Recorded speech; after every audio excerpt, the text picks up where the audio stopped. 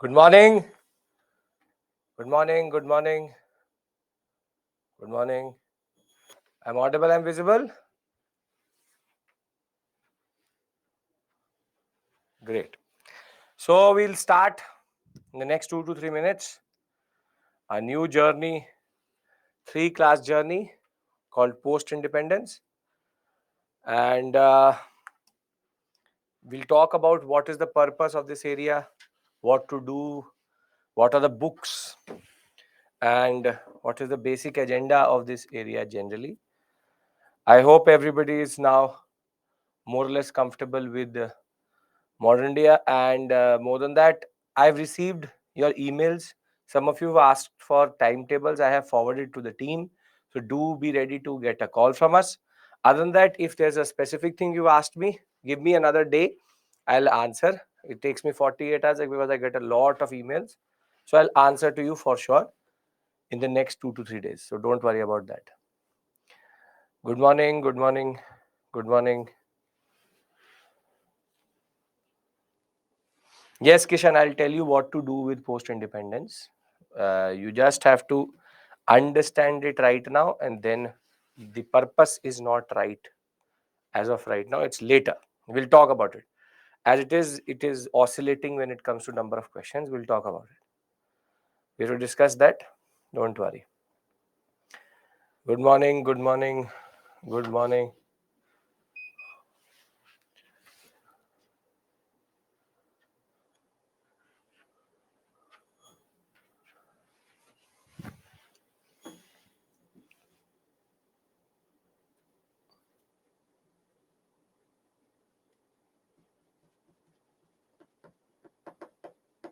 That would be batch 1, 2, and 3 together.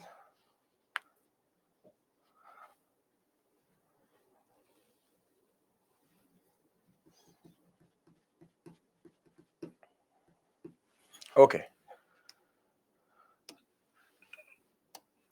So,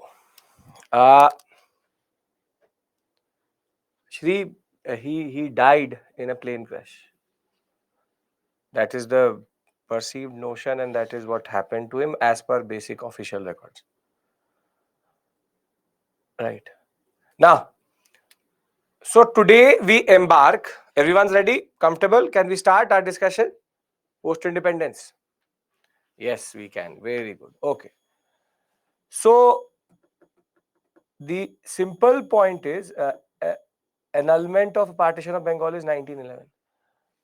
So, our discussion, what we start today, is called post independence or post colonial India.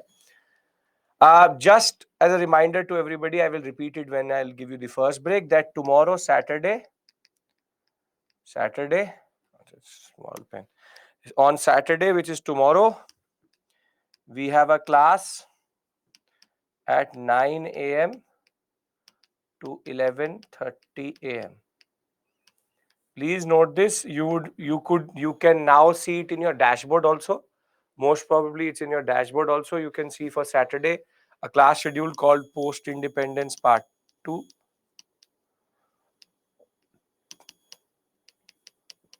It's a live class. I'm going to be there, but if for some reason you cannot attend it as it is, it will be recorded. That is not an issue. And on Monday, we finish our course, wherein same time as always, 6 to 9:30 a.m., we will be doing Post Independence Part 3. Post Independence Part 3, and that will complete our journey. 3 classes for Post Independence. I'll tell you why 3 classes, what is the purpose, what is the syllabus and everything of this area. But please note that tomorrow at 9 o'clock, you're going to meet me for 2.5 hours, and we'll be discussing the language question in that regard. Now, the $1,000,000 question first is that what is the purpose of post independence? So please understand one thing. This I did with you in the first class itself. There are certain areas, there are basically 6 things which together are called history: ancient, medieval, art and culture, thereafter modern India, and then you have post independence, and you have world history. Now, each of this pair has an own purpose or a very specific purpose. Ancient and medieval only come in prelims examination, whilst art and culture and modern India come in prelims plus mains examination. And post independence and world history are the areas which only come in mains. So basically, they are extremely specific to mains. Both post independence and world history can give you 0 to 1 question. 0 means that there have been years in which there have been no questions from post independence. Post independence as it is oscillating, meaning 1 year you have a question, then you don't have a question, then you have a question, then you don't have a question. So the point is, world history again 1 to 2 questions come, sometimes again 0, again that has been oscillating. The basic point is, modern India is one area where you have to be extremely very attentive. As we go on in your journey, you will meet me after this for the second time in that regard for ancient, medieval and art and culture. Questions have never been asked from medieval India in mains. If you think that is a medieval question, you are most probably talking about Bhaktism, Sufism. That is actually a proper art and culture question. There has never been a pure medieval history question in mains, that I know.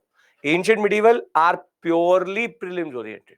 So the second time I meet you, I will meet you for ancient medieval art and culture, and the third time I meet you, I will meet you for world history. So that 3 times you meet me in this whole journey called UPSC. First, you meet me for modern India and post independence, because that is the most important discussion. Modern India, because it intersects with your pre-T and mains. Second time we will be meeting for ancient medieval art and culture, where I'll bring everything together, and thereafter world history is going to be the third time you will see me. So the basic point is, if an area is prelims oriented, what is the basic emphasis of that area? If it's purely what we call as in PT oriented, I will take art and culture, I will take everything, whatever is written on the screen I will take. Very good. Here you need to have to some level factual knowledge, but nowadays ancient medieval is becoming a little bit different in the sense that application of knowledge is also coming. We'll talk about that when we'll reach there. For a purely PT plus mains area, you need factual plus conceptual, because you have to write subjective answers also. And when it is a mains area, it is properly conceptual, wherein the factual data actually doesn't really matter.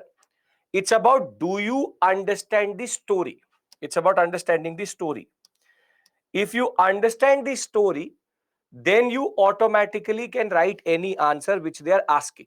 As it is out of post independence, they are repeating the questions in the sense of thematic. I'll tell you which one are the most important and we'll also concentrate on them. But the basic point is, today we start post independence. Post independence is purely a conceptual area. So therefore, please understand this, that you have to create an understanding of post independence. This is the first thing you need to understand, because if you try to get caught up into the details, they have no purpose to you. As it is, by that now you know that 150 250 word answers cannot have facts. So you have to be very specific in the way you actually see the questions. Now, the second question is, what to do with post independence. See, unlike modern India, which I gave you a strategy of 15 minutes rule, 1 question, revision, PT, 1 hour every day. Post independence, you will listen to me for 3 classes, and then you will close that book and keep it and open it only after prelims. Meaning, a topic which is mains oriented, you don't have to waste your energy right now. So the basic purpose of the next 3 lectures should be that you understand it. Once a month you will revise it, and thereafter only become vigorous or vigorously, what we call as in depth, vigorously understand it only when the prelims examination is over. So can we agree to these two things? That our understanding is going to be conceptual, and second, the fact of the matter is that we are going to just enjoy this area, will connect everything together. Because if you are wasting your time in a mains oriented syllabus or subject before prelims, then you are actually wasting your time. For example, what there's no point doing ethics 2 months before the examination, the prelims examination. Everything which is mains, for example, ethics, disaster management, internal security, post independence, world history, optional, should be done in the beginning itself. Once it's done in the beginning, you have to just consolidate once a month and then do vigorous study only after you have covered it. Once you've covered the prelim syllabus and your prelims examination is over, now you are poised to write the mains examination, then you start it. So purpose and strategy. I'm giving you the strategy as it is because you don't have to get caught up in details. Please understand the concept itself. Clear? Yes, no? Yes, very good. Now, what do we cover? What do we cover in our syllabus of post-independence? When we talk about post-independence, there are three basic modules. 1, 2, 2, and 3. So today we start module number 1, which is colonial legacy, consolidation of a nation, refugee crisis, princely state reintegration or integration.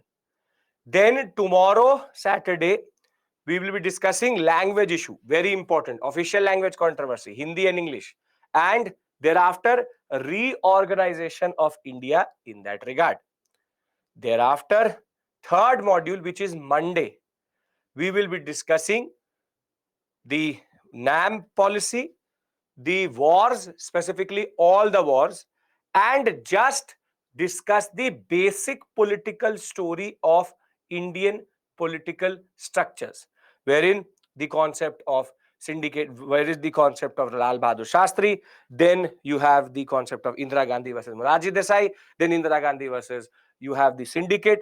Thereafter, we'll move to what we call as the concept of syndicate, then the split between the Congress itself, Congress O and Congress R, and then we end the class with discussing all the wars.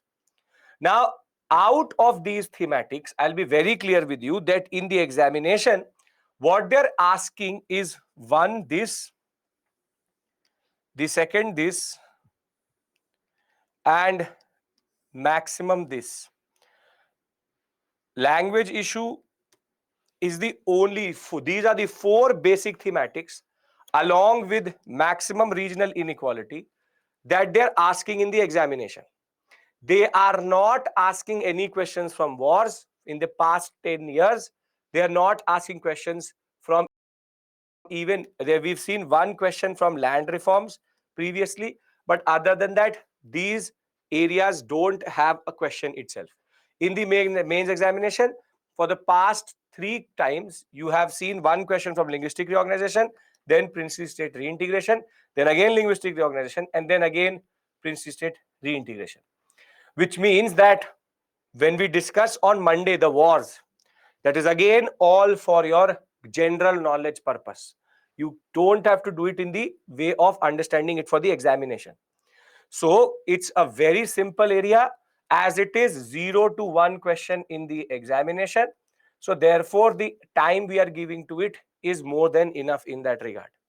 So it is only a totally mains oriented discussion. This should be totally clear in your mind that the whole discussion is going to be mains oriented. Post independence and world history are properly mains oriented areas. So do not have to get caught up in details. Yes, clear? Then we talk about sources. What do you have to do? Clear? Everybody is in agreement with me that this is going to be an orientation. It makes sense. And we are going to just follow the standard pattern. Okay. Now the $1 million question. How to cover this area? Now, see, very simply, the PPTs are in a way enough. in a way enough. They will give you all the basic data you need to write. But there's also one very good NCRT called the 12th class NCRT, Politics in India Since Independence. It's a very, very good book, very beautifully written also. So I would say that one read of this is going to be enough to give you basic context. Other than that, the PPTs should be enough, are enough.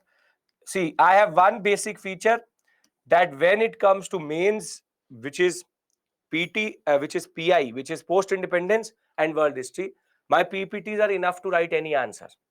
There I don't make my students run because multiple sources will make no sense, because conceptual clarity is important.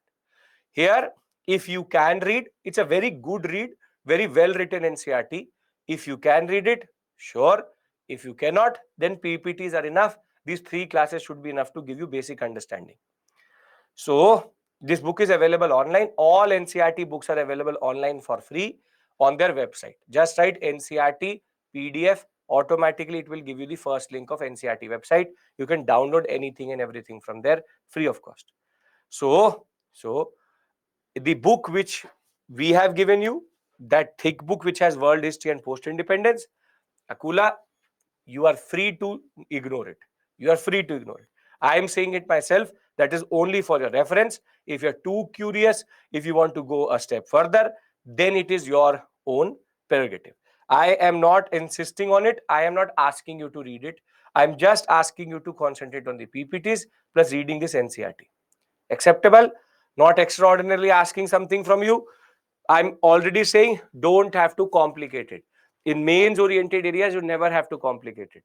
You just have to keep it simple. Because if you can understand the concept, then half of the task is already done.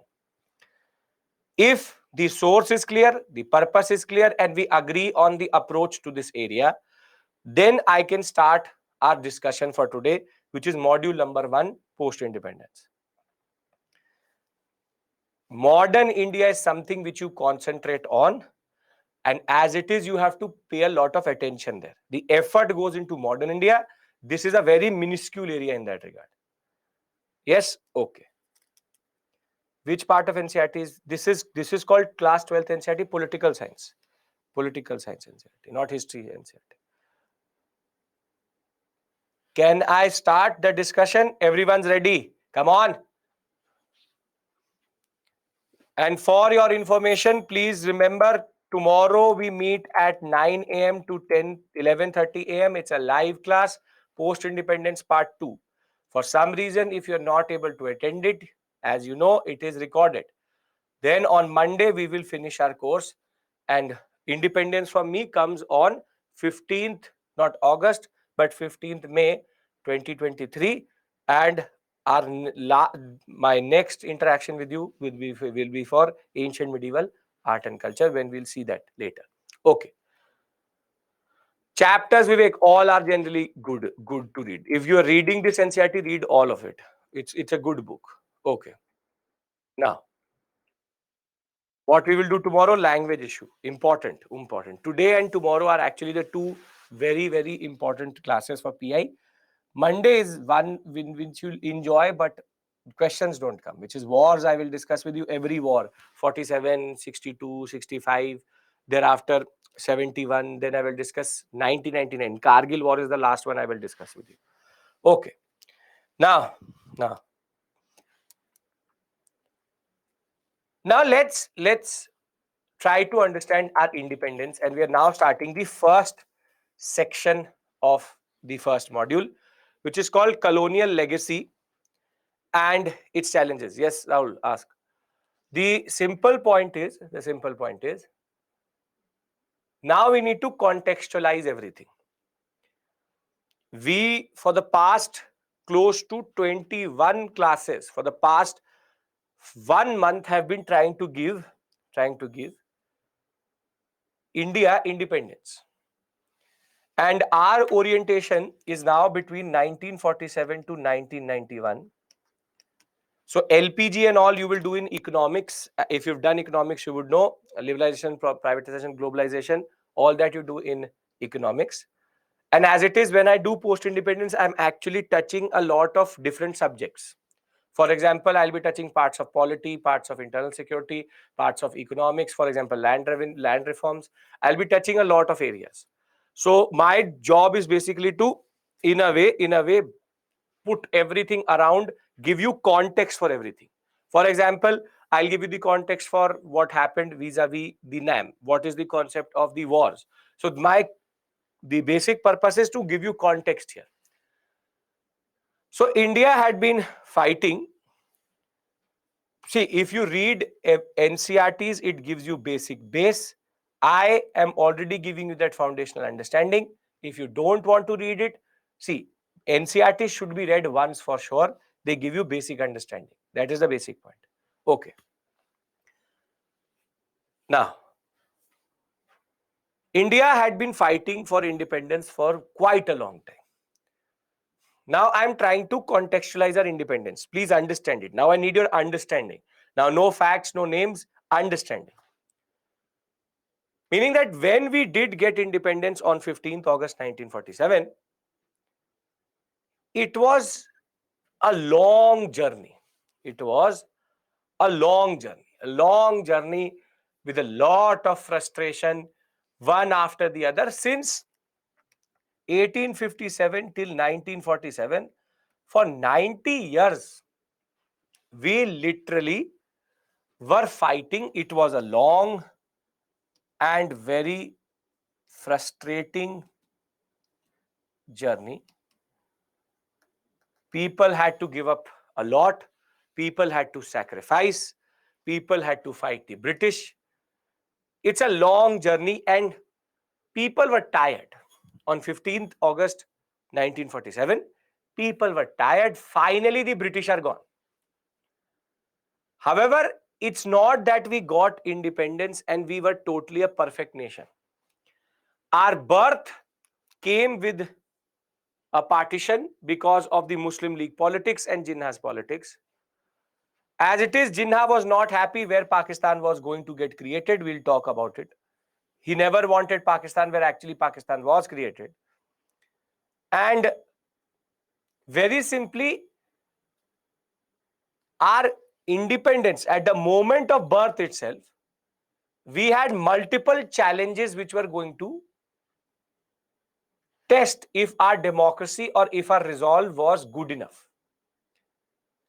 And if that was not enough, we were born into a world which was divided, or was having camps, which is the Cold War politics. Imagine you are born on, for example, 15th August 1947, and the doctor says that choose your mother or father. You can only choose one. Can't stay with both. And you are 1 day old. 1 day old, and you are being asked to choose the USA or the USSR. And now this is going to dictate your politics for a very long time. Cold War politics is the proxy war. It's the war which never happened, but diplomatic war between the US and the USSR, which basically dominated between 1945 to 1992 or 1991 in that regard. Simple point is that we already had a diverse nation which was burning. It got independence through transfer of power. We got independence with partition, and I have to discuss partition with you here. And the most important issue is we are born into a nation, or into a world rather, born as a nation into a world which was basically divided into two camps in that regard.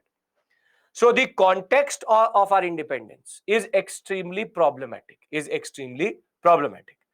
So if you can understand the scenario, I'm trying to create a picture in front of you that we as a nation have been born, India has been born, we have a problematic neighbor in the form of Pakistan, and more than that, we have to now choose between United States and USSR.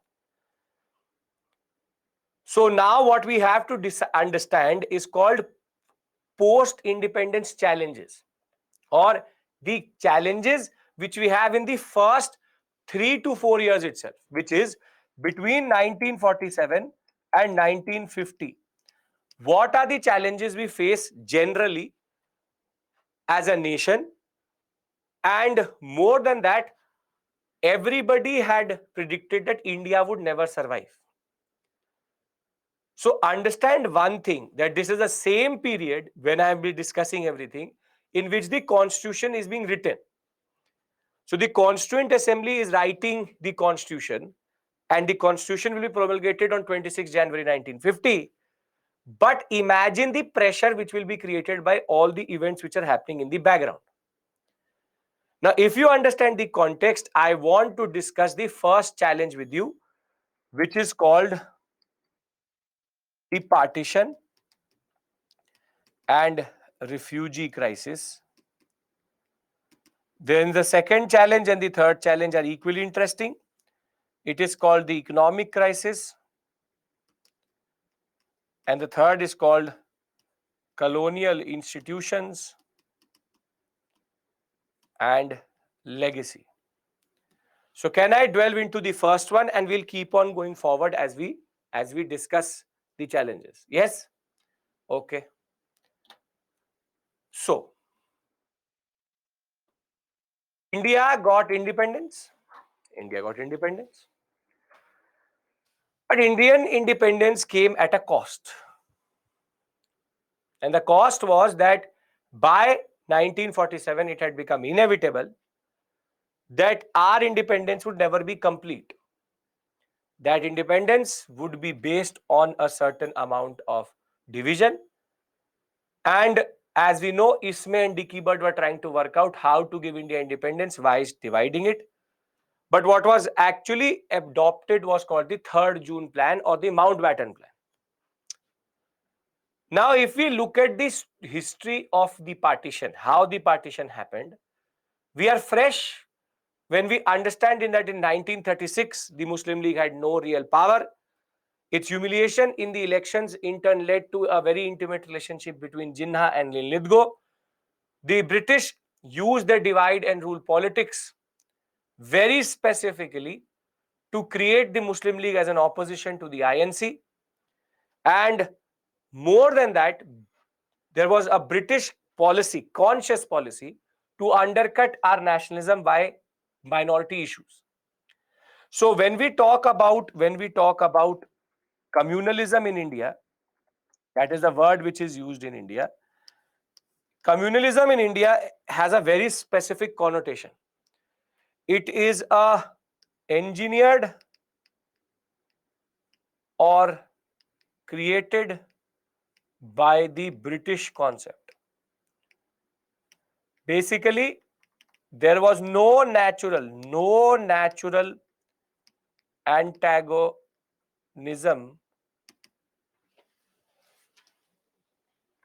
rather we'll say no natural conflict. There was no natural conflict between the communities in India, and in the Indian context, communalism refers to the conflict or the tensions between Hindus and Muslims created by the British divide and rule policies. Now, one thing should be very clear in your mind is that it is a properly British created concept. And whilst we have forgot a lot of things, this is one thing which persists in India till today. That the British taught us that two communities cannot live together. That is a communalism based on the word community. And therefore, communalism in India was a properly British divide and rule created politics through separate electorates, through the concept that separate interests exist, and therefore separation is important. You need to understand this point. Separate electorates exist, so therefore separation is important. Therefore, separate interests exist. So in India, for example, in 1900, for example, in 1850, even in 1750, there would have been no proposal or understanding that India needed to be two nations, or the subcontinent needed to be two nations. The two nation theory, the whole Jinha conflict and understanding was all fueled by the British. So therefore, the concept is that communalism and Muslim League actually never went together, but it was actually linked by the British, wherein the British straightforward made the Muslim League between 1906 to 1936. The Muslim League was nothing, and we saw that. We saw that. While on the other hand, between 1936 and 46, it was very categorically created by the British as a problem against the INC. So I think we can agree to this concept that communalism in India was not natural, but a engineered concept between two communities in order to delay independence in that regard. So can we be first clear? You are the future of India. You need to understand this point very, very well. There is no natural antagonism between these two communities. It is all politics that makes it. All politics. Right? Okay. Now, now by 1946, it was actually clear that Indian independence would come at the cost of partition. And the first question, or the first body which ever took this question in consideration, is the cabinet mission. And we know Jinha's conception of Pakistan, which was that he did not want to have one Pakistan, but 9 different Pakistans. And therefore, it actually made no sense at all in what what basically Jinnah was asking for. He wanted Pakistan in 9 different zones in India, even parts of Sri Lanka, which made no sense at all. Zero. The Andaman and Nicobar population was more tribal than actually Muslim, but for some reason he wanted this whole area. So Muhammad Ali Jinnah is his full name. Jinnah very simply had lost his mind and he never knew what he actually wanted. That is the irony of the story, that he never knew what he actually wanted. And therefore, when Mountbatten came to India, cabinet mission as it is outrightly rejected the concept of Pakistan, but it had its own dangerous concept of threefold division. It is Mountbatten plan which actually went forward and divided India into two nations. And the Mountbatten plan was very straightforward. The Mountbatten plan, what it did was that it actually created two Pakistans. One in the west and one in the east. So what Mountbatten did was that he picked up the census data. Unfortunately, that census data was also 1941 census data. Based on the census data of 1941, Mountbatten very simply said that let us look at the two areas in which Muslims are in majority. So in West Punjab, as per census of 1941, out of the population of 15.7 million people, 1.5 crore, 1.1 crore people were Muslims.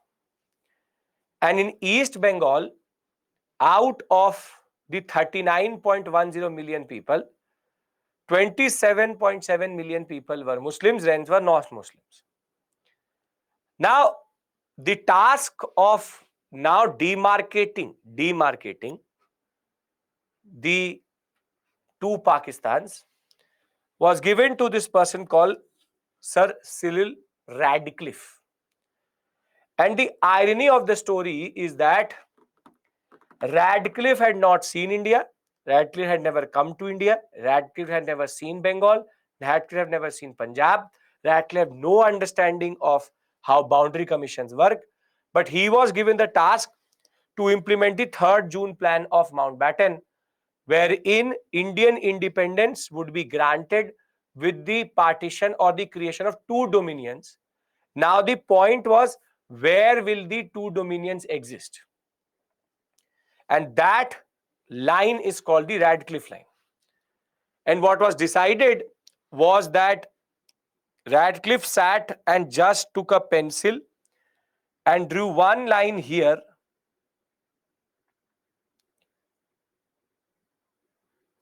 and drew one line here.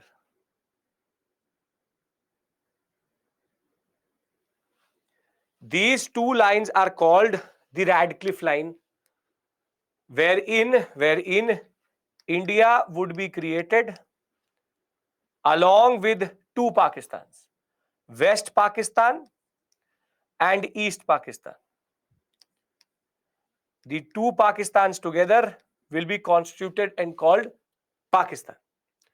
Now, the irony of the matter is that in this, two provinces were getting properly partitioned, Bengal and Punjab. Now, Punjab has sizable population of Sikhs, and as it is close to 40 lakh Sikhs in the Indian side and both on the Pakistan side. And more than that, in Bengal, it will be again true that close to 1 crore Hindus were there on both sides of the line. Now, the irony is that whilst 15th August 1947 is considered a day to rejoice, a day of relief and independence, the simple point of the matter was, for two communities, it was death, destruction, and only what we call as destitution. So we'll talk about how Bangladesh is created only in 1971. The point of the matter is, till 1971, there will be West Pakistan and East Pakistan, not geographically linked in with anything, only linked through the air corridor between India. The simple point is that when the India Independence Act was passed, this was going to change everything for two communities and two areas itself. So the partition and Muslim League's politics came at a cost, and that cost we have to understand, because the first challenge which India faces is that in 1947 itself, it has an administrative and a political crisis, because now lakhs of people have to move from one part to the other. So are we clear on the logic of the Radcliffe line? Where is the Radcliffe line and what is the concept of 3rd June plan? This is where we stopped yesterday, if you remember. Simply, Radcliffe line was the line which was demarcating the partition of India and Pakistan. It was based on the 1941 census, and more than that, it was going to divide two areas very clearly, Punjab province and Bengal province. And more than that, Sir Cyril Radcliffe had no idea of what he was actually doing. So if you understand the basic pretext which we already discussed previously, I would now need to, and I want to give you the implications of the Radcliffe line. Everybody, is it clear? Is it making sense? We'll talk about formation of Bangladesh on Monday. As of right now, we need to understand the concept of what is the implication of this line itself. Yes? Come on. Okay. No, Amrit, nothing like that. Now, what is the implication of this Radcliffe line? See, today morning, if I came to your house and I told you that you are in the wrong nation, that somehow you have now become a part of China, and if you don't leave in the next 5 hours, you'll be dead. Can you imagine that feeling? That in this morning, today morning itself, one random day I tell you that you are in the wrong nation itself. You won't be able to understand what to even take with you. Think of it that you can't take your house, you can't take your car, maximum you'll take some clothes, you will run. And this was the fate of two communities in the morning of 15th August 1947. Punjabis on the side of Pakistan, Muslims on the side of India, again Muslims on the side of Bengal, and the Hindus on the side of the Bangladesh sector or East Pakistan. These four communities in Bengal and in Punjab woke up to being in the wrong nation itself. Ironically, none of them voted for the partition because Punjab was under Khizr Hayat Khan and Unionist Party. Muslim League did not have a majority in Punjab. Neither in Bengal did basically Muslim League have a majority because it was Fazlul Haq, the Krishak Praja Party, which controlled it. And Fazlul Haq and Khizr Hayat Khan both were against the concept of partition.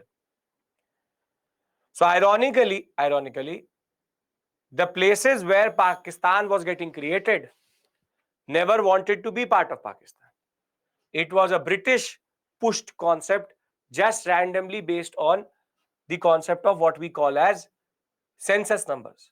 Muslim League wanted it, and the census said that there is Muslim majority area, but the will of the people was actually not taken into account.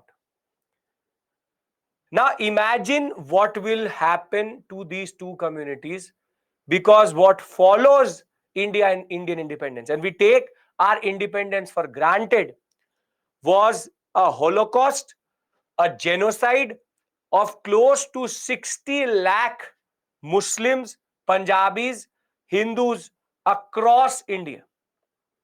Anti-social elements on both sides now said to go to their nation or be killed. Punjabis will lose generation after generation to slaughter.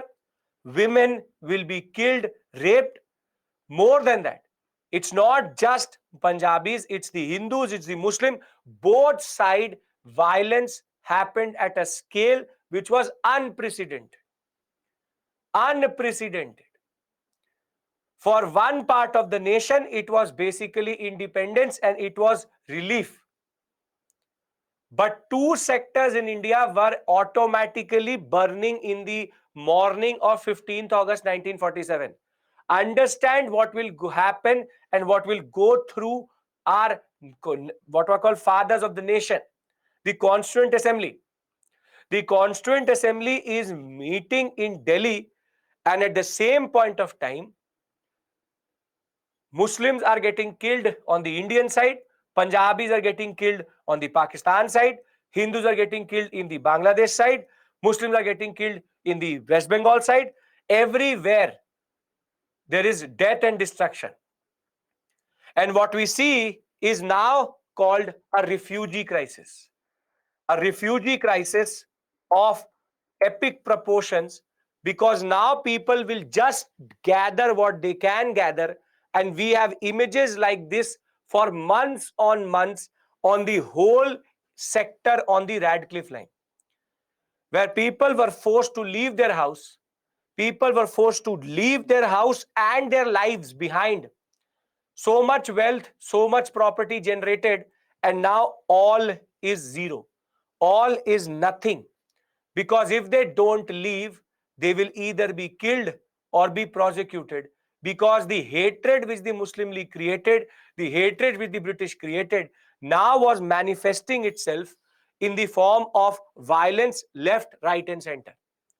A person who does not have a home or does flee a certain area because of conflict is called a refugee. Refugees leave their home because of certain reasons, and basically there will be communal riots, there will be literal killing. If you've seen, for example, movies such as Garam Hawa. If you've even seen Bhag Milka Bhag, very well represented. If you've seen any movie on the partition, you would have actually seen the level of what we call as death and destruction, which happened on both sides. Further, every train which was going towards either Lahore or what we call as Delhi, close to 5 to 6 trains were created to take people. But Gadar is also there. Why not? The simple point of the matter is, the basic point of the matter is that the trains were never enough, because the population, the level of population which needed to move was out of proportion. The British had no idea what they actually had done. Sir Cyril Radcliffe made this line on a census database of 1941, and it was 1947. 41 data was used, maps were outdated. He randomly sat down and divided the line like this. Villages which should have gone into Pakistan were now in India, and the ones which should have been in India were in Pakistan. And the people, see, not everybody is bad, but there will always be bad people on each side. And therefore, violence happened with anti-social elements. And if you come from this community, if you come from the Punjabi community or the Bengali refugee community, you know what I mean to say. Family members of 14, 15, 16 reduced to 2. Trains used to start with full people sitting in it. And when they used to come to Delhi, only dead bodies used to reach, because the trains were stopped and the hatred was pushed onto people who had no idea what was happening to them. There is so much violence that we cannot even understand it. Certain communities have basically swallowed this sorrow down, because the partition disturbed not just communities but destroyed lives also. And the level of what we call as death and destruction is unprecedented. Unprecedented. We can't imagine it. We don't have the capacity to understand the pain of leaving. As I said, for 1 second, imagine if I push you right now out of your house, I give you an hour to leave.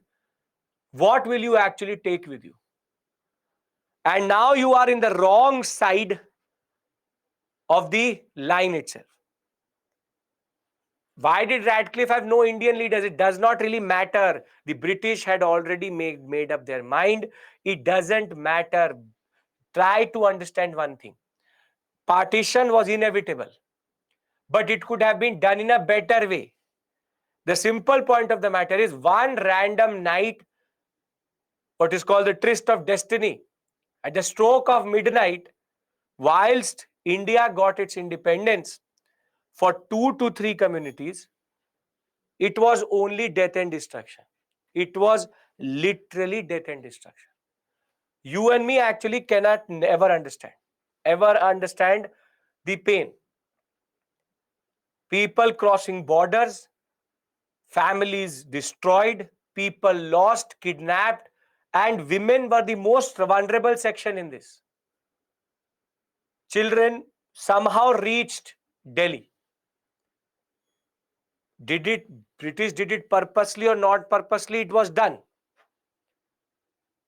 The simple point of the matter is, the Radcliffe committee did not even give 1 month, or rather not even 3 months, to get disputes resolved.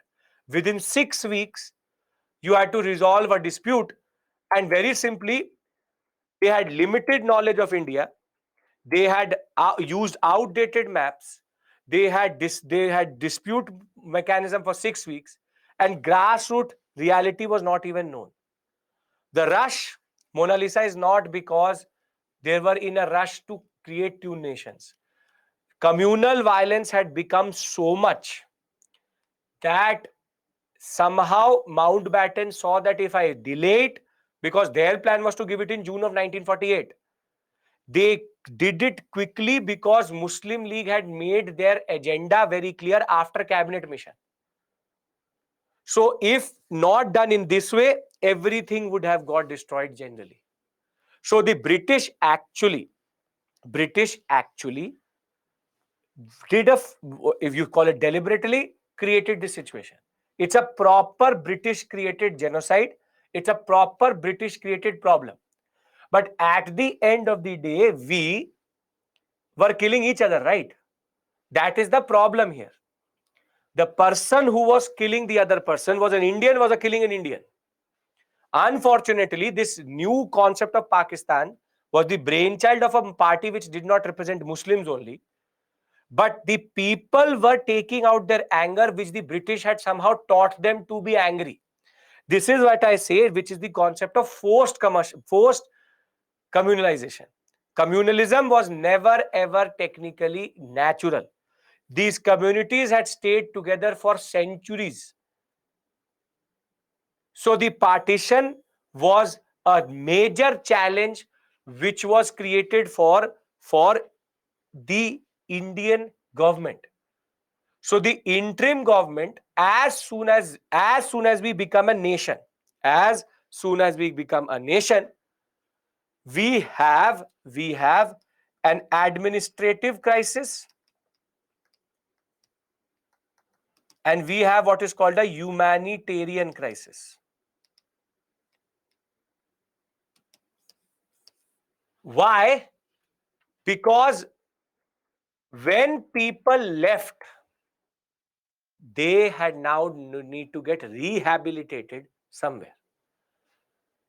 It is believed that on 15th August 1947, the population of Delhi was only 3 to 4 lakh. And by October of 1947, the population of Delhi was touching 8 lakh. So if you somehow survived traveling between these two nations, if you somehow survived traveling between these two nations, then you get this. Then you get this. Refugee camps, makeshift refugee camps, which are created. People who survived the travel died either of Delhi has both extreme heat and extremely cold, either died of hunger, if not hunger, then the cold, if not cold, then the heat, and if not that, then cholera and diarrhea, if not that, had no access to clean water also. These communities had to endure for 3 to 4 years before they will actually be rehabilitated. What we call as a humanitarian crisis, a refugee crisis, because the refugee camps were only there as a form of makeshift arrangement. So for one community, for rather two communities, or for two provinces, either you cross the border or you die. If you don't cross the border, then as it is, you die. If you do cross the border, there's a risk that you will lose your life on your way. Families broken, women destroyed, families destroyed, generation after generation destroyed. And if they did reach Delhi, they had to now endure in Humayun's tomb and in Safdarjung. Basically, these Mughal monuments were actually created into refugee camps because these were the big buildings which were there. And this is a shot actually of the Humayun's tomb inside. Humayun's tomb people was made into a refugee crisis, a refugee camps. If you've ever been to a Mughal monument, you would realize that in Delhi, most of the Mughal monuments have chaukhut. Chaukhut means that they have gates. They have gates on the major parts of the monuments. Those gates were never part of it. They were installed during this period. Now, this crisis, this destitution and destruction, understand one thing.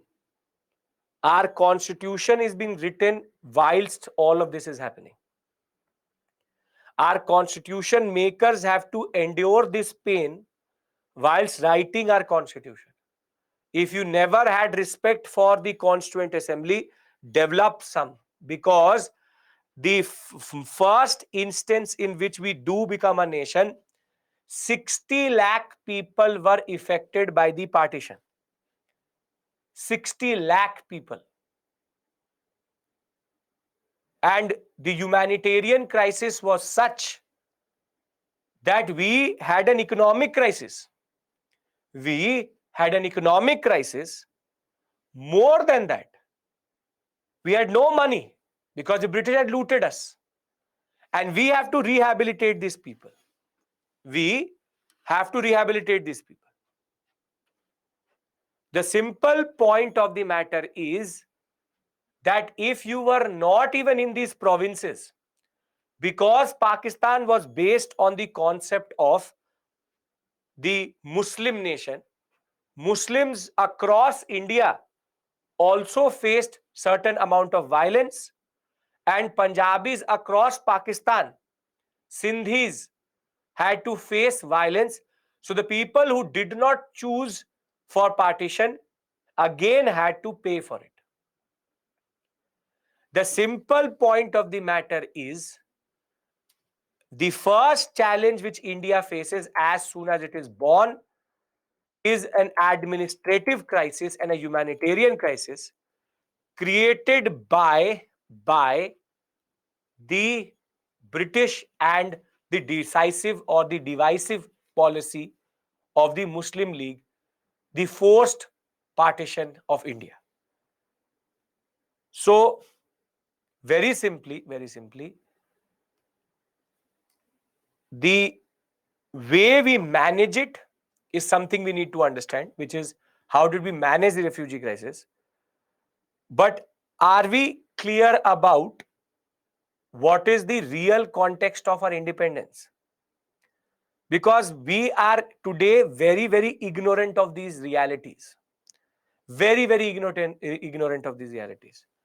We talk about 15th August, but we don't talk about the partition. Independence came at a cost. Please remember this point. People literally had to die to get independence, and people literally had to die even after independence. So, the partition was the first challenge which India faced. One year born nation, one day, not even as a nation, and we as a sovereign nation faced the biggest crisis possible, which is displaced people. So how did we manage it? How did we manage it? We managed it via what are called creating refugee camps. So the Holocaust of what we call as the Indian Holocaust. Holocaust is a word which is used for Jews and what the Nazis did. But the scale here was much, much, much bigger. The Jews and Hitler, it was only 6 million, 60 lakh. In India, it was 15 million, 1.5 crore. And 1.5 crore people had to cross the hastily created borders. The British had now created the context of destroying our nation as soon as we were born. How Pakistan, it's not that Pakistan got independence before India. They chose 14th August because 15th August they did not want to keep. That's the simple point. They did not want to keep 15th August. Both nations were created on 15th only. Pakistan, a screw is a little bit loose in their mind, so they did not want to keep 15th August. That India and Pakistan can't have same day. We said whatever day you want to take. Give us independence. Just at the end of the day, the INC was literally saying, give us independence at any cost. We don't want to deal with these people. That is the basic point. They had become extremely problematic. So when these 15 million people start to cross, armed bands of Sikhs and Hindus and Muslims roamed the cities and the countryside in Punjab, in Bengal. An estimated 1,80,000 people were killed, 60,000 in the west, 1,20,000 in the east, more towards Bengal. But this estimation is British estimation. We believe that close to 5 lakh people died. 5 lakh people died because of a one man's ego and one man's power hungry politics. And between August and October, 3,25,000 refugees migrated to Delhi. Believed that 6 lakh started, but most of them died on the way. Further, now at the refugee camps, what actually was there was only destitution. Destitution means stress, poverty, inequality, death, all together called destitution. Further, whose ego? Jinnah's ego. Freedom meant for some independence, but for some, freedom actually meant displacement and horror. More than that, now in Delhi, certain areas were created where refugees were rehabilitated. Lajpat Nagar, Rajendra Nagar, Punjabi Bagh, Nizamuddin East, Kingsway Camp, all were actually created for refugees. And the Punjabi community which exists today in Delhi was actually brought in during the refugee crisis. And some of these Punjabis also went to Himachal Pradesh, got rehabilitated in Indian Punjab. But the basic point is, it is hats off to the community of Punjabis who actually crossed the border. Because when they came to Delhi, they had 0 rupees in their accounts, in their hands. All of their money, wealth, and assets were in Pakistan. And today, these areas have become one of the most prosperous areas of Delhi because of their industriousness, because of the fact that they fought and they created their fortunes again.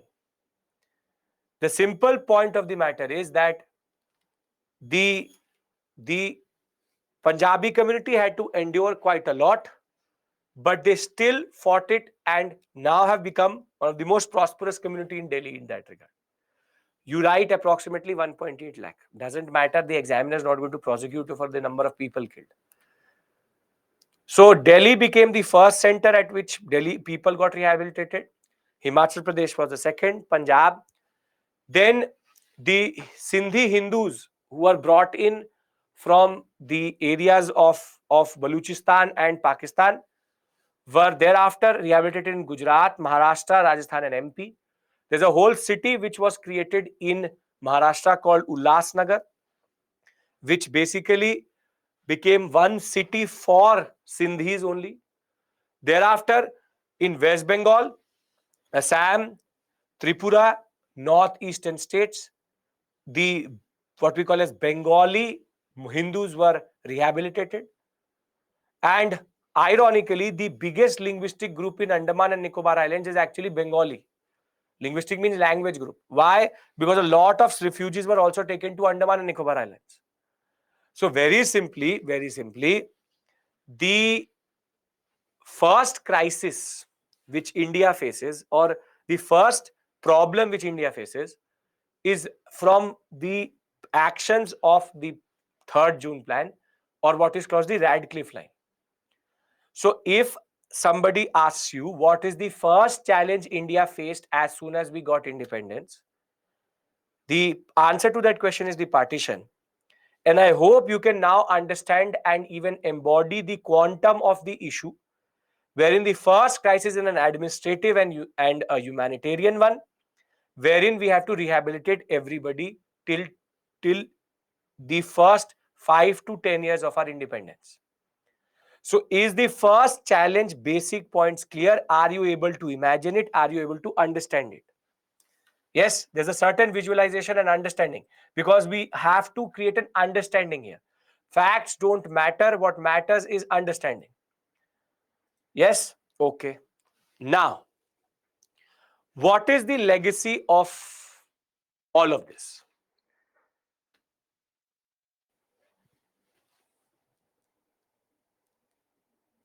No, Ilma, that is not true technically. The legacy of the partition is that Though the British went, we still are caught up in this Hindu-Muslim tensions. Legacy means what is the impact or significance or what we call as inheritance of the partition. So we've forgot a lot of things.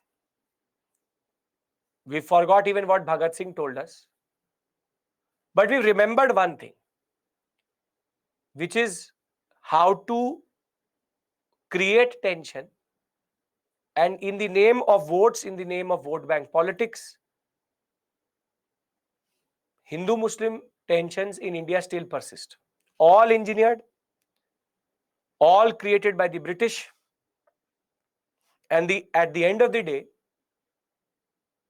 we don't want to leave this thing for sure. We have today social media. We have today so many platforms which spread misinformation. And somehow we are not ready to leave this legacy somehow. We don't want to. Was partition avoidable? No. Between 1936-46, no. Maybe before 1936. The simple point of the matter is that this is one unfortunate truth, that we are ready to divide ourselves again. We as Indians have not learnt anything. This is the biggest issue. We went into 200 years of colonialism because every time we brought in the British into our internal politics, we were always ready to get divided. And unfortunately, it's not just Hindu-Muslim. There are multiple identities in which India wants to get divided. And politics is such a bad thing or a good thing, whatever you want to call it, that the way British used us, people are using us. That is the unfortunate truth of our politics and unfortunate truth of India. If India has to go forward, if India has to become a 5 trillion economy, if India has to become the superpower it says, and we want to become that, the first thing is tolerance. The first thing is remember what Bhagat Singh said. Remember what our Constituent Assembly embodied in our Constitution. As a public servant, remember that the public does not have a secondary identity. The public is faceless, has no caste, has no religion, and has no identity. The public is the public. When you become an IS officer, unfortunately, people don't remember that you're a public servant. The British notions of ruling come. The men and women who will rule India. But you are the future. You are the hope. If you can change, India can change. Because we need to make sure that the Sikh and Muslim experience of the independence should not go in vain. 6 lakh people should not die in vain.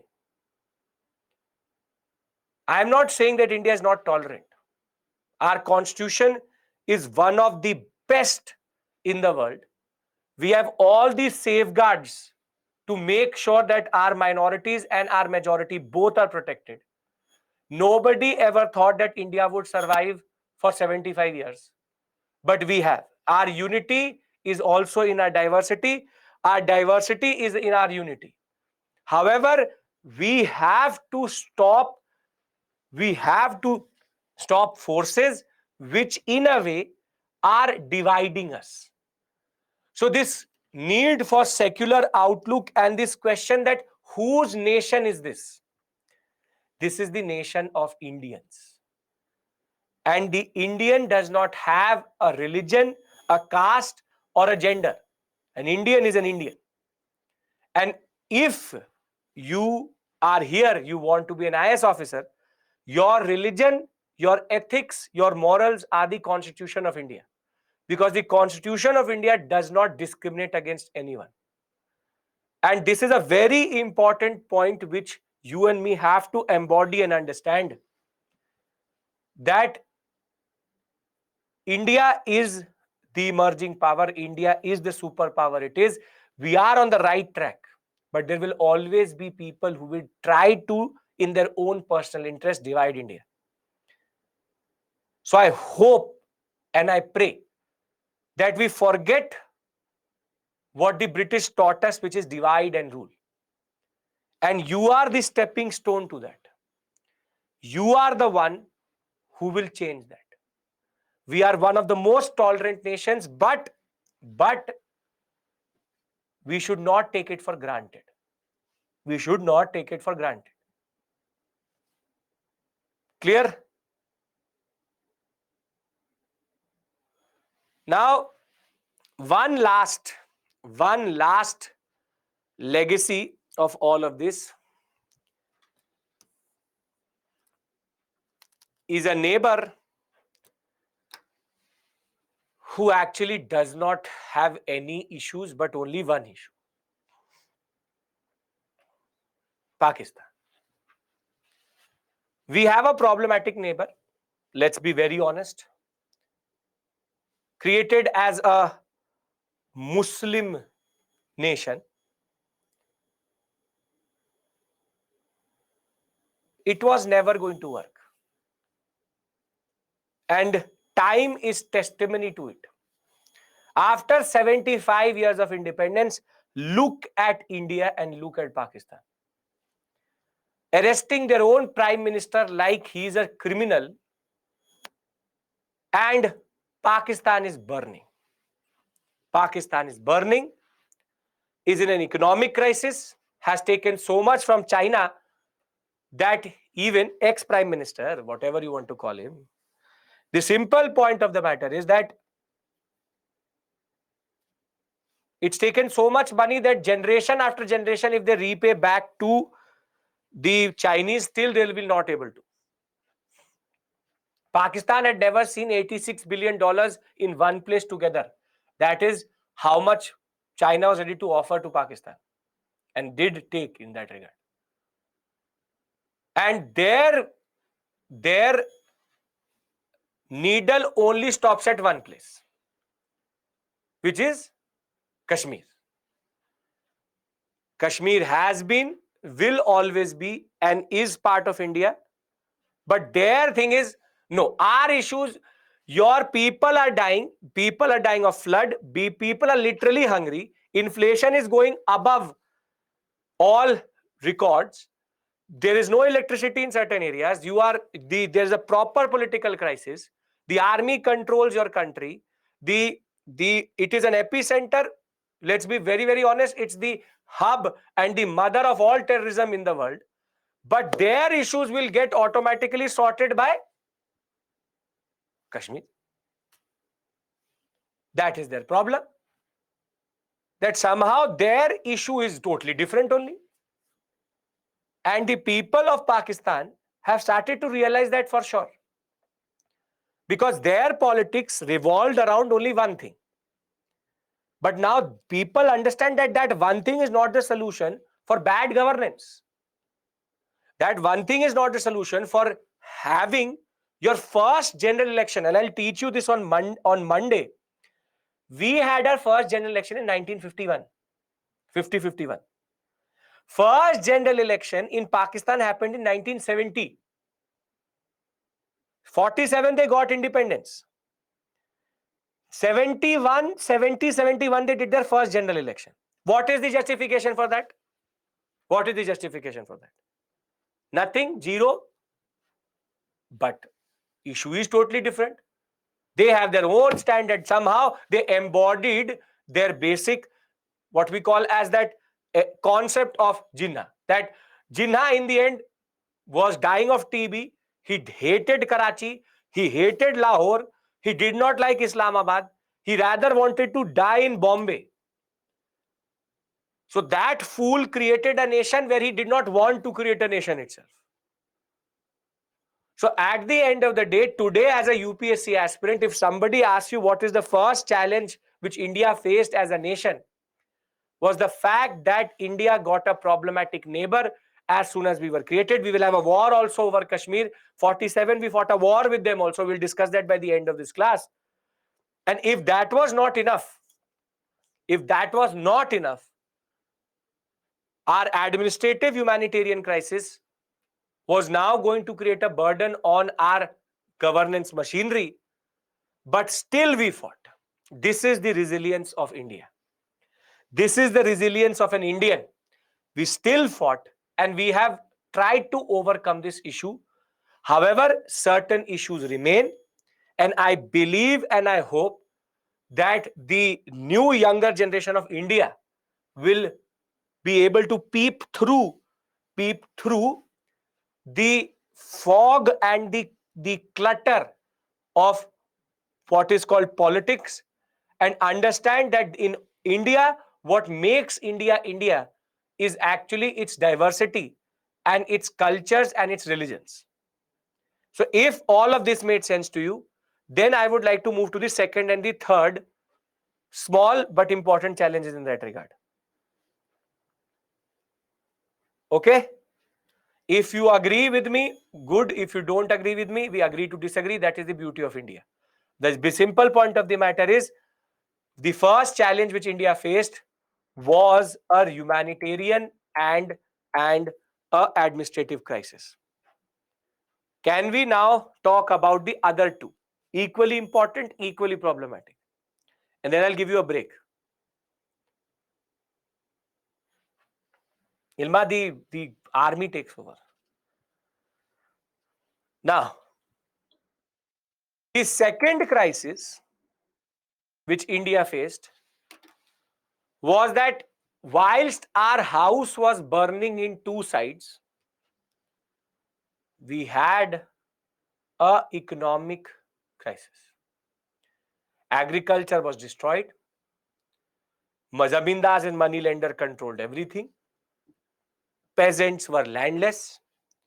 68 to 70% of the population was in agriculture.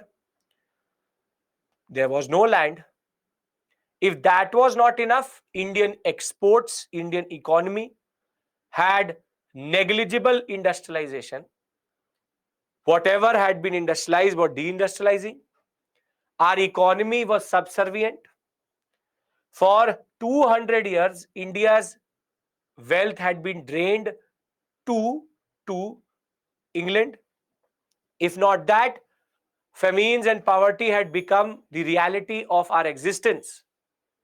And if something gives you an indicator, is that the net saving between 1914 and 1946 was only 2.75% of national income. For example, if our national income was 100 rupees, 2 rupees 75 paisa we were able to save, which is a very, very low percentage. And as it is, India was not in a very good position when it came to its economy. So if the Constituent Assembly had to first deal with people crossing borders, they also had no money. When Nehru is going to become the first Prime Minister and when Sardar Vallabhbhai Patel will become the first Deputy Prime Minister and Home Minister, nothing. Treasuries were empty, no money at all, because everything was already taken by the British. I don't need to tell you that India's economy had been molded in such a way that it could only serve the interest of the British. From land revenue settlements to drain of wealth to deindustrialization to forced commercialization. India had nothing. Now, if you cannot appreciate the Constituent Assembly, our independence or our constitution, it's very easy to criticize our constitution. But in the context it was written, we were properly in a crisis. Imagine not even 1 year of our existence and we have this issue. If this was subservient, means subordinated to the British. And if this was not enough, we have one more issue. All institutions in India on 15th August 1947 were colonial institutions. The Indian civil services or the police had never ruled in democracy. These institutions knew how to subvert democracy, how to stifle free speech, how to basically prosecute people, how to use Rowlatt Act, how to misuse power. Our education system was such that it used to indoctrinate people that the British were the best. And I don't need to tell you how the judicial system needed a total overhaul, because what happened during Bhagat Singh proved to us that the judicial system, rule of law, was a joke in India. So all our institutions now needed change. So imagine that the crisis which India faces in 1947 is in three directions, and I've not even told you the major issue, which is going to be the topic we discussed after this. The fourth and the biggest issue is the biggest of all of them. But we have the partition, we have an economic crisis, and the biggest issue is that these institutions are not geared to deal with these crises also. The police does not know how to deal with people when it comes to democracy, how democracy works. We need to change our we need to change our judiciary, we need to change our police, we need to change our ICS office structure, we need to change anything and everything. And if that was not enough, the biggest issue which India was going to face, and that is what we are going to discuss as soon as we come back, princely state integration. So before I end this topic, which is before we enter princely state integration, is it making sense that how the way India actually got independence, we did not come into this rosy picture that everything is perfect, everything is great. No. India, as soon as it was born, faced an administrative, an economic, a governance, a humanitarian,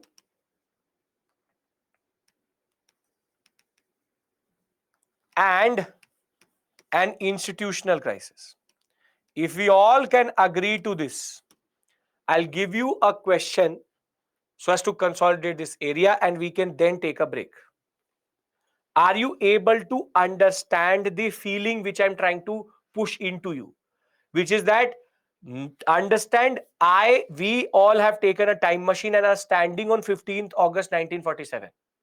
While in Delhi, everybody is happy. If we move around and if we look under the rug, there's a lot of issues which India had to overcome. And imagine we fought all of this. We endured all of this. And today we have become what we have become because of that struggle, because of that, what we call as resilience of the people, that they had fought for 200 years for independence and they were never going to give up on a nation so quickly. All newspapers across Europe said that India will be breaking up into multiple nations within 10 years. And these same European countries are now dependent on India on most of the things. So we defied all odds to fight this. Nehru knew what he needed to do. Patel knew what he needed to do. Every member of the Constituent Assembly, from Rajendra Prasad to Dr. Ambedkar, everybody knew what was their role.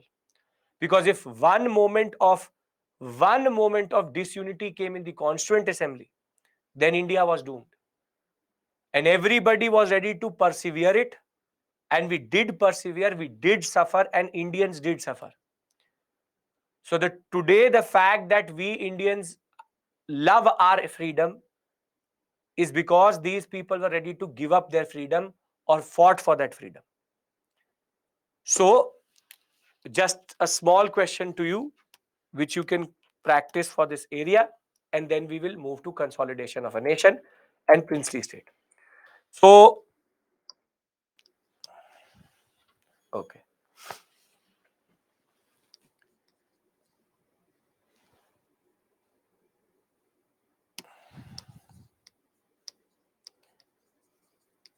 Indian independence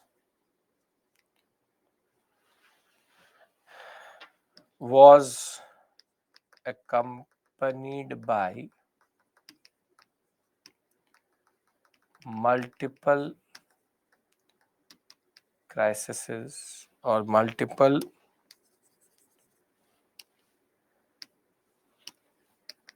issues and needed very careful solutions. Elucidate.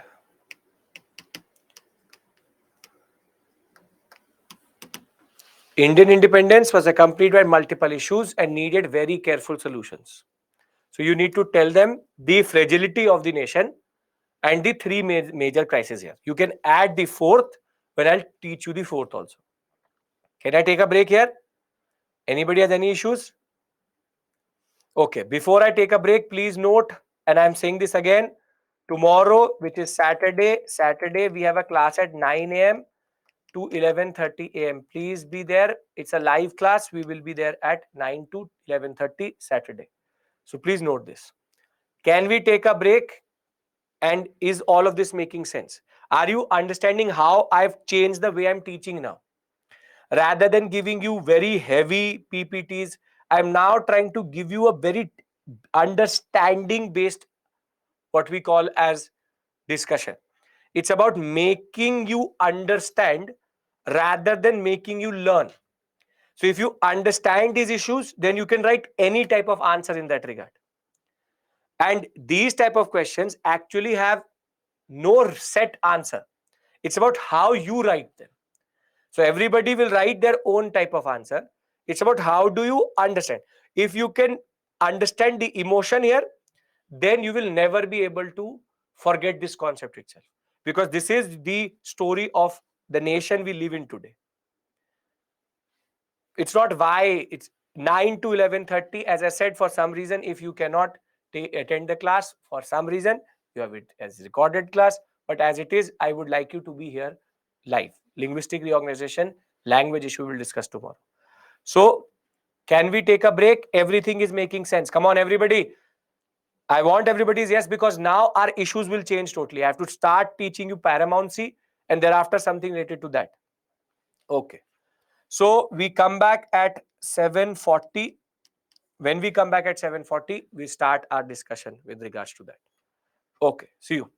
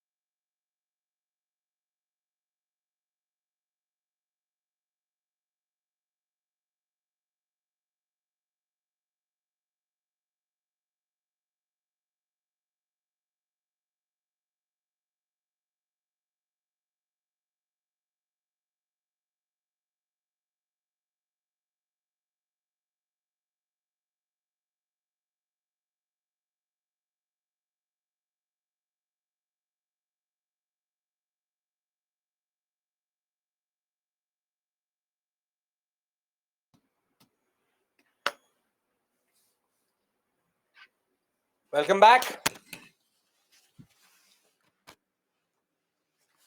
Oh.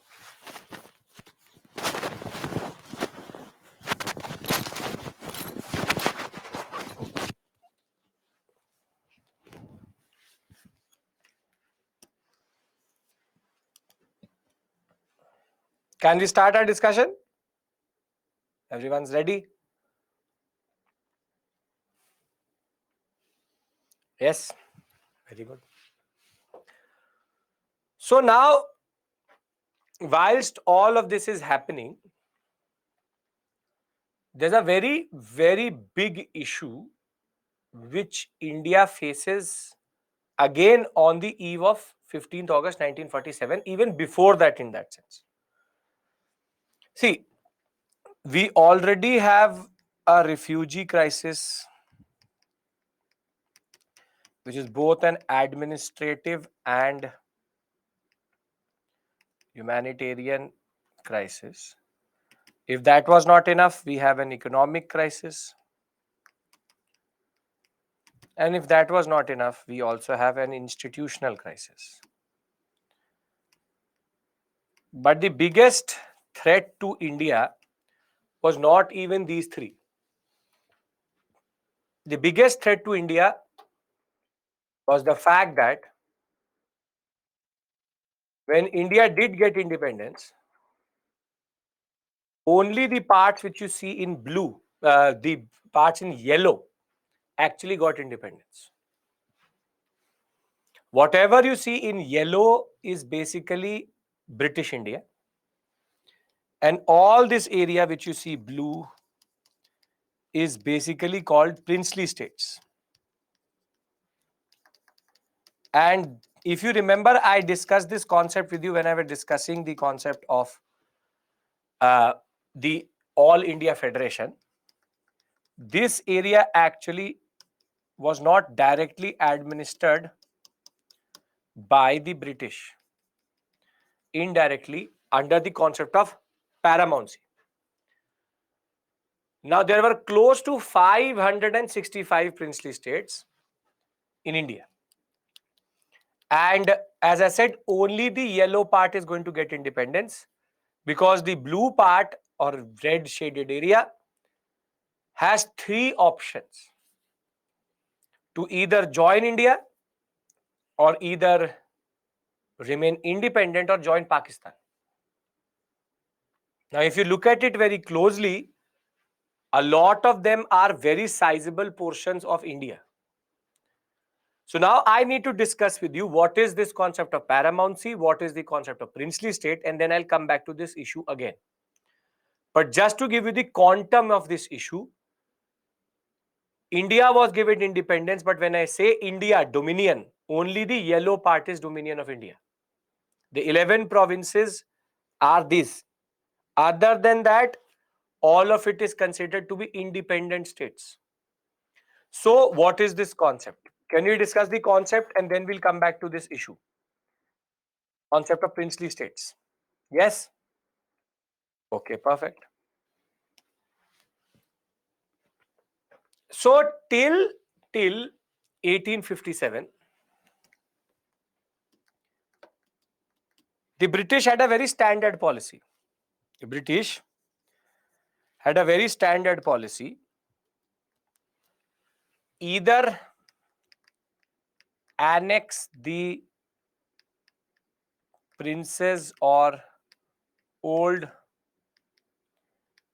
political units, successor states, or rebel states through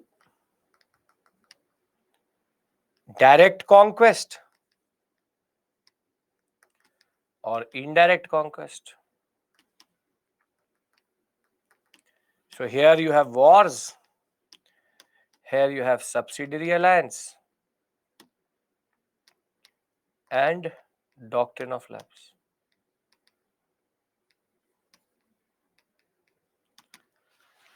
So the funda was very clear. Let us either annex them through direct or indirect conquest. We will conquer and we will expand. So the 11 provinces which you see, the yellow part which you see, was actually all the efforts of the British via direct or indirect conquest. However, 1857 happens, and most of the leaders of the 1857 are the princes or the kings who had been displaced. So the rude shock of 1857, the British are able to come to the conclusion that one of the principal reasons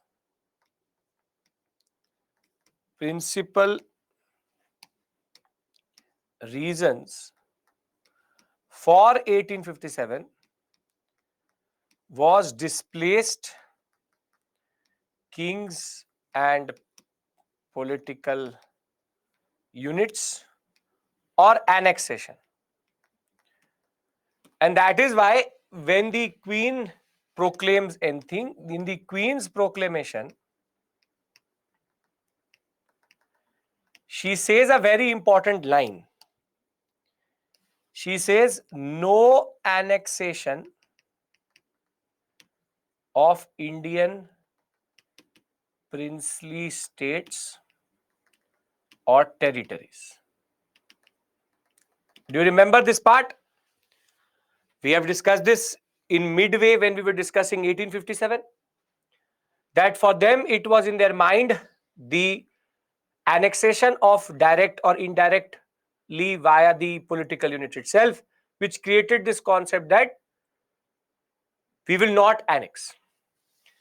But if you are not going to annex, anybody has any issue here, you please, I presume that you know this in the way I'm telling you, because we did it but close to 15 days back.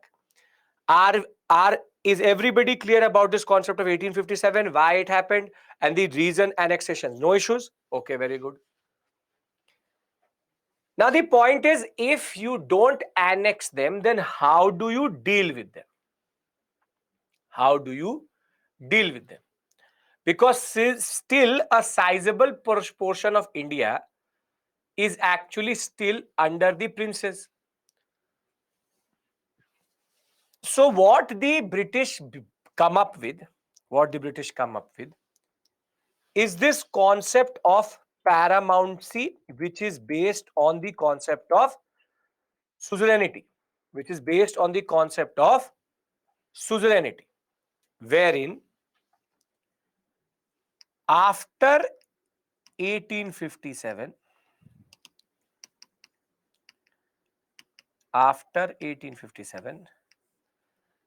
the solution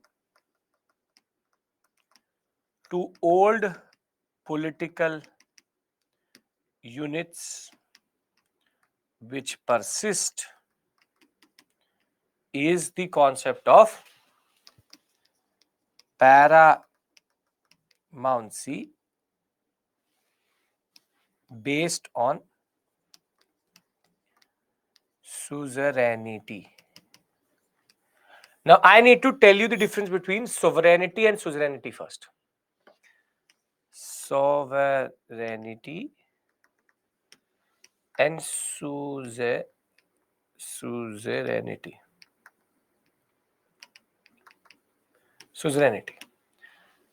Now, India is a sovereign nation or a suzerain nation?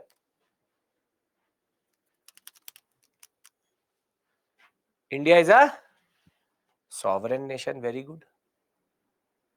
Now, India is a sovereign nation means what? It means that India has both internal and external freedom. India can do whatever it wants in its borders, and it can take external decisions also in its own right. So no one dictates our home policy or no one dictates our foreign policy. We dictate our own, we have our own freedom in that regard. But there's a concept which is very close to it. It is called the concept of suzerainty, wherein you have internal freedom but no external freedom. Basically, you accept the overlordship of a higher power or paramount power.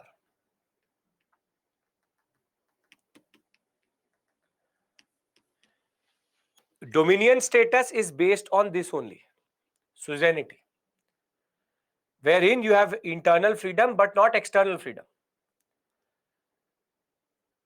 In suzerainty, you accept someone else's authority.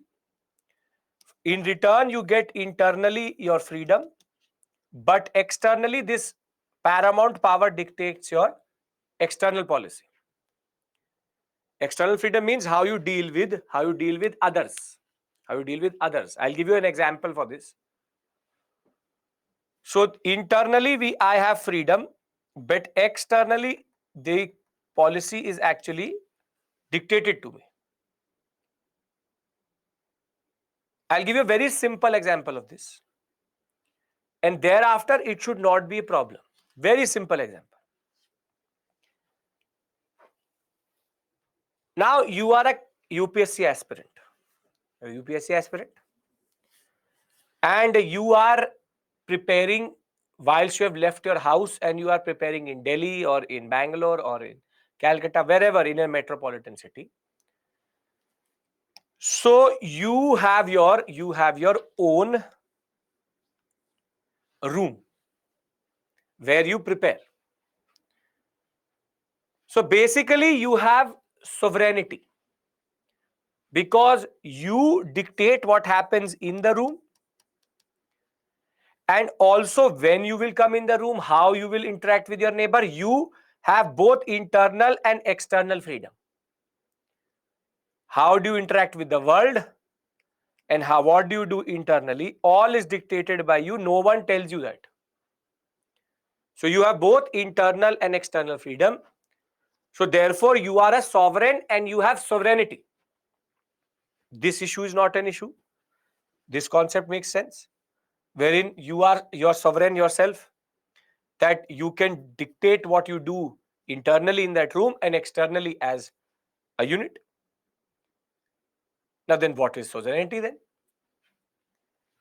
Sovereignty is when you're preparing with your parents. Now basically you have your room, you are at home, you have your room. Now you very simply dictate what happens in the room. So therefore you have internal freedom, that too limited in that regard. But as soon as you step out of this room,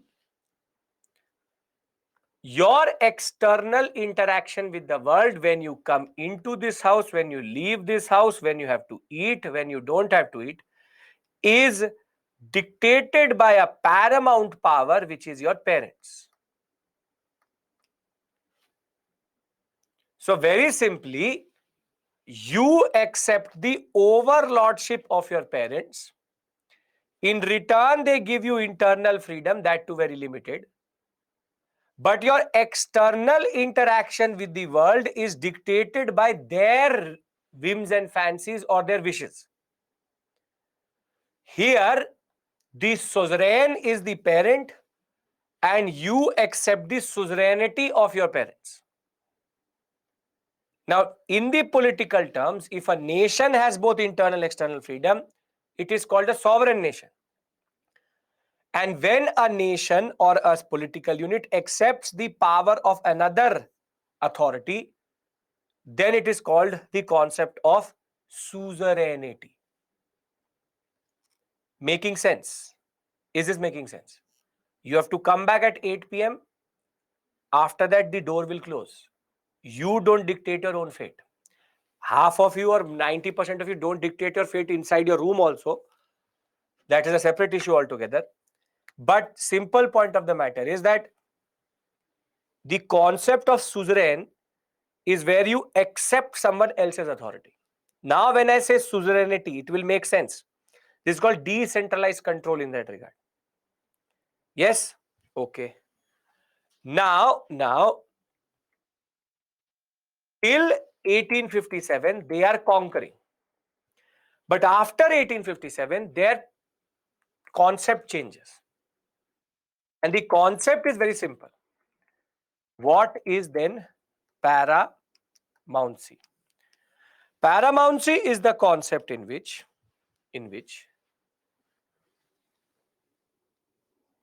a princely state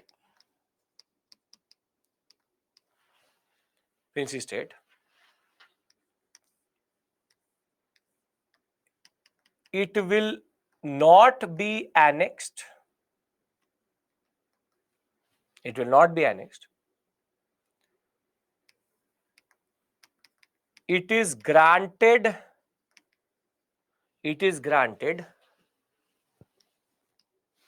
full internal freedom. However, the prince or king has to accept and acknowledge the suzerainty of the British crown. British are the paramount power. A resident will be appointed in the court of prince or king to dictate defense, communication, and foreign policy.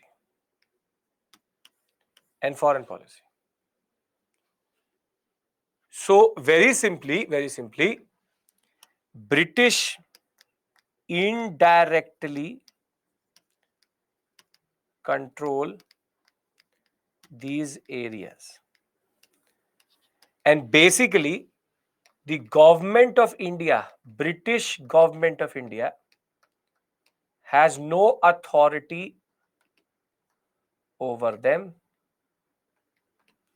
but the British crown does. Is this making sense? This is called paramountcy. Don't use words like protectorate state and all. Don't use these big words. Paramountcy is based on the fact that princely states accept the sovereignty of the British crown. Therefore, they are suzerain or bound by the suzerainty of the British crown. In return for accepting the power of the British crown as paramount power, princely states, nothing will be touched inside. More than that, they will be given internal freedom. But a British resident, European most probably, is going to be appointed in your court who checks that you are not doing something against the interest of the British. Other than that, you do whatever you want to do. That is all okay. Make sense? See, defense, communication, foreign policy is more important. They dictate everything in that regard. But in principle, this is the concept. So when I talk about India in 1945, British government of India controls only two areas directly. Provinces, 11 of them, and Chief Commissioner's area.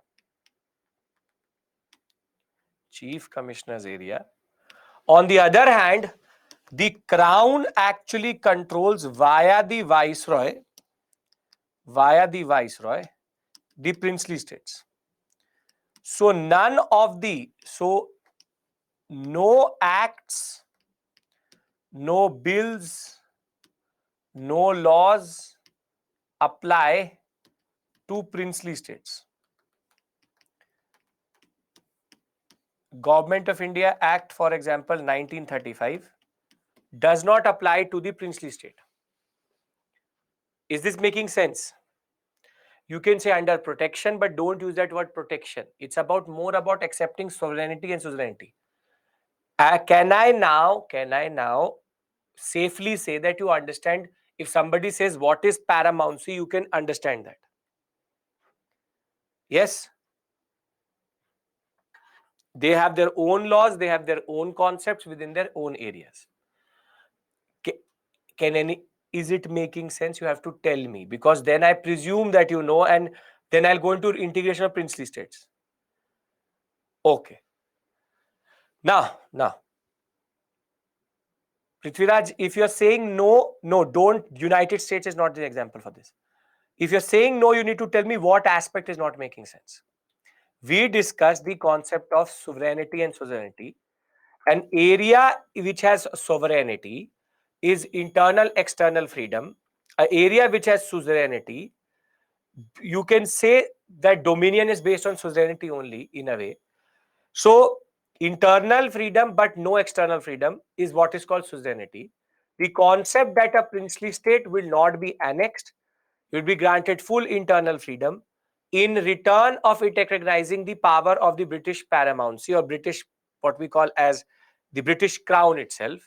The British needs to be recognized as the paramount power, and a president is appointed in the princely state to check if it is not doing anti-British, what we call as activities. Indirectly controls these areas rather than directly controlling it, as the crown is seen as the person, as the queen or the king is seen as the people, as the power which is recognized by the princely states, not the government of India.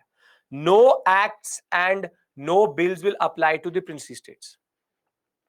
So viceroy only acts as a representative. Here viceroy controls. Here viceroy controls. Here he is only the representative. Is this making sense? Is this making sense? Okay, perfect. So now I go into the discussion. Chief commissioners areas under, not under paramountcy, under direct rule. UTs are under direct rule, right? That ways. Okay. Now in 1947, when we did get independence, one dominion called India is created. One dominion called India is created. And the other dominion called Pakistan is created. But the question was, what about the princely states? The princely states do come under the British in a way. They acted like buffer states. The British did not care what was happening inside.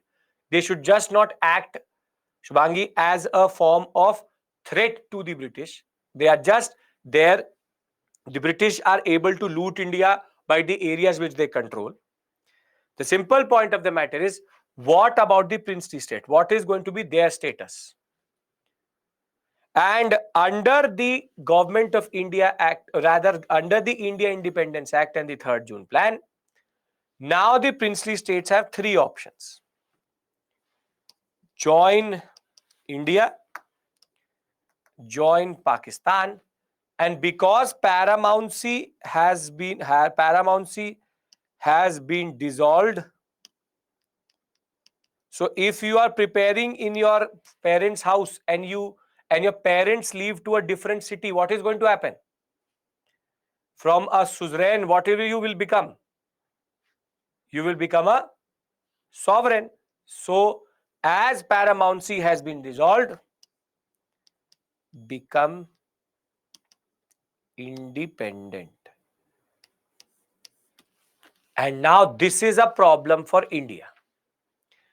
This is a problem for India. Wherein if these states remain free, 565 of them, then it is a serious threat to the internal security of India and the concept of India itself. Because if the blue parts are not integrated together into Indian subcontinent, then or into India, then there's a very good chance that India would not survive as a nation, because too much fragmentation.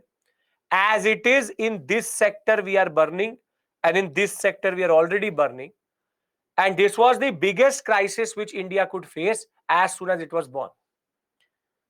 And this question was already there by the early 1947 period, because the fact was that what to do with the princely states.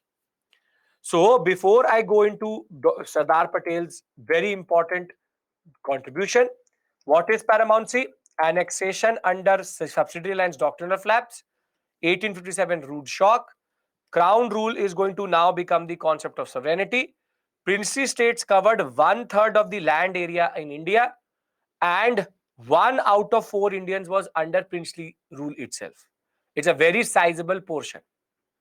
So on July 5th, 1947, as soon as the Indian Independence Act is passed, it provided for the creation of two dominions, India and Pakistan. The constituent assemblies will write their constitution, Central Legislative Assembly gone, Council of States gone. Under Mountbatten Plan, princely states now were rendered independent by lapse of paramountcy, and could remain a part of India or Pakistan, or remain separate nations. So do we understand the problem? Do we understand the problem which India now faces? Come on. Do we understand the problem? Yes or no? Yes? Okay. Perfect. So we understand the problem. The problem is very simple. Princely states are a threat to India's what we call as internal security. If all these 565 are not consolidated, then there could be not one India but multiple nations. They needed to be integrated into India, and that task will be given to two very important personalities in Indian politics and Indian history.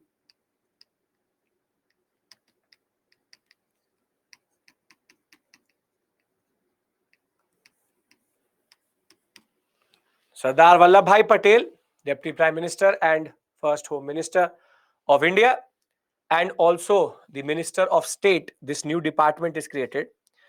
But an equally important personality, VP Menon, who was the Secretary to the States Department.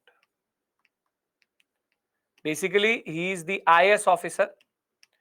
He's an IS officer who is going to accompany Sardar Patel in this journey. Now, India, 565 units are there. If India does not integrate them, or Pakistan does not integrate them, multiple nations will be created. The British have rendered them independent, or they have the choice to join India or Pakistan. They can join India or Pakistan through what is called the Instrument of Accession. Meaning, if you sign this document, you agree. This document basically, you agree to join India. If you're signing Instrument of Accession with India, then India. If you're signing Instrument of Accession with Pakistan, then Pakistan. Now tell me one thing. If you are a princely state which has been independent for close to a century, would you be inclined to be democratic, become a part of India, then go through the will of the people, your things will be taken away? Would you like that? No. And that is the same thing which happened in July of 1947. Travancore,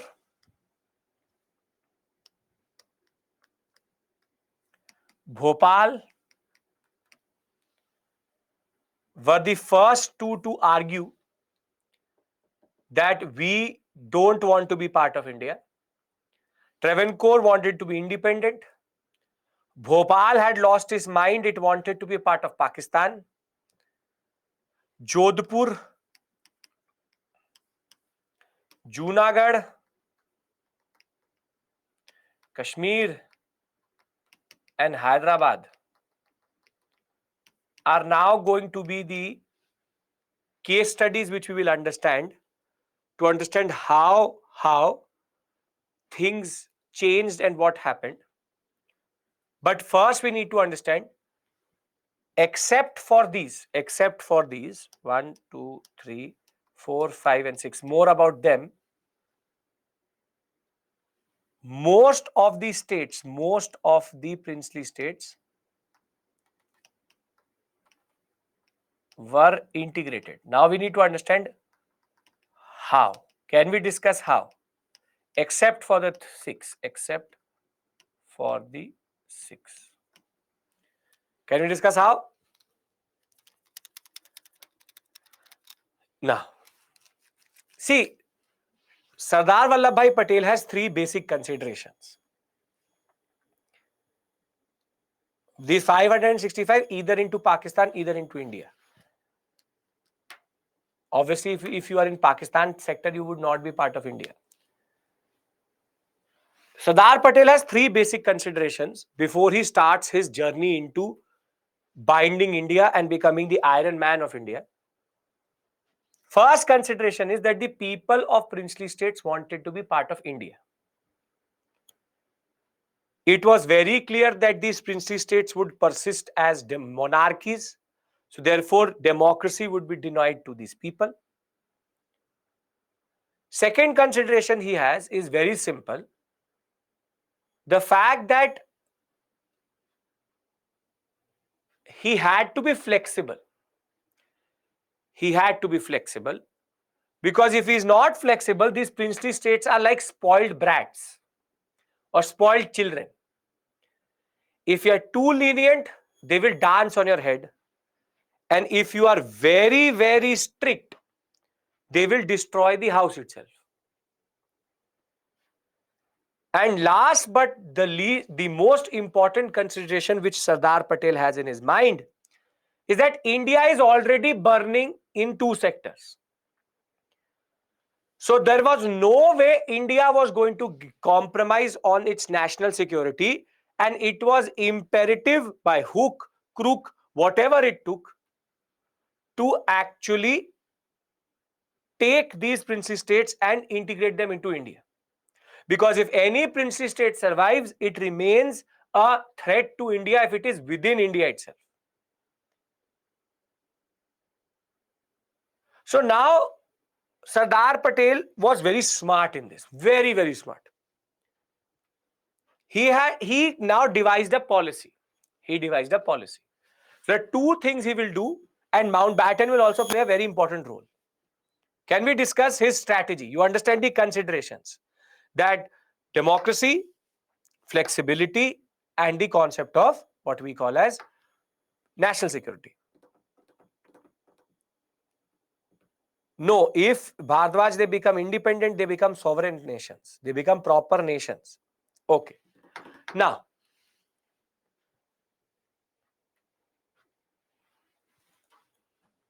there are 3 ways in which things happen.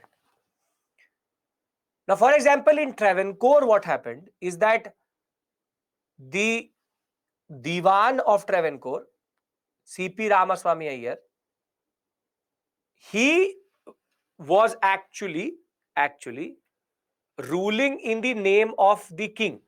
Ruling in the name of the king. And the king was not holding real power. The king was not holding real power. So when we talk about, for example, Travancore, you have Chitira Thirunal, who was the Maharaja of Travancore, but his Diwan was the one who was having actual power. Now, as soon as his Diwan says that we don't want to be part of India and we want to remain independent, CP Ramaswamy Iyer is going to be attacked. He will flee from Travancore, and the Maharaja of Travancore will then call, for example, Patel and say, I want to be part of India. So Travancore is a very good example of what is called people's action. People's actions or people's movement, wherein the people were already desperate to be part of India, and therefore they were not ready to accept anything. So CP Ramaswamy Iyer is going to be attacked by the people, so the Travancore king will think I am the next one. So he rather signs the instrument of accession very quickly. But that was not always the case. That was not always the case, because certain places you needed to be a little bit more smart. And therein, Patel had a very simple strategy, very two-step strategy he had. So he called the princely states. The priority was to integrate all princely states within India. Now he called the princely state king, and said, let's see, we are going to get independence on 15th August 1947. If you sign the instrument of accession right now, I am ready to give you concessions. You sign the instrument of accession, I will give you internal freedom. You want to hunt, you hunt. You want to ride an elephant, you ride an elephant. I will give you internal freedom. I will also give you what is called a privy purse. Privy purse is basically, I'll give you some money. Enjoy. You like to drink? Drink. We will give you certain amount of money. You enjoy. That is your pocket money. Enjoy. But in return of this freedom and privy purse, you give me just three things. You give me just three things: defense, communication, and foreign policy.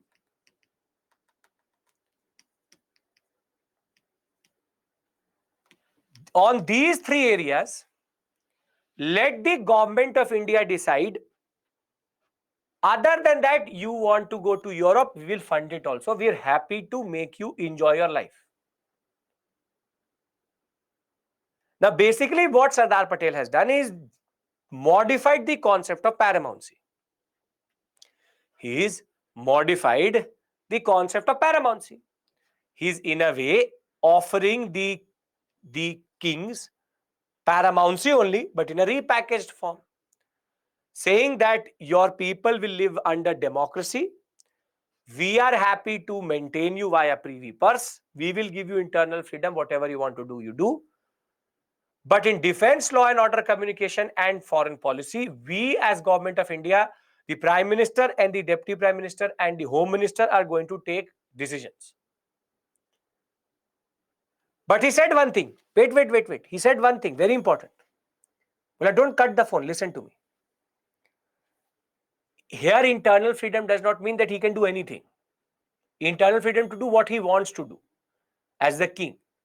Personal, you want, if I'll say, I'll change the word to personal freedom, that will make more sense. Personal freedom. Personally, you want to do whatever you want to do, no issues. But Patel said, wait one second. This offer is only on the table till 15th August 1947. Only till 15th August 1947. If you choose to join me later,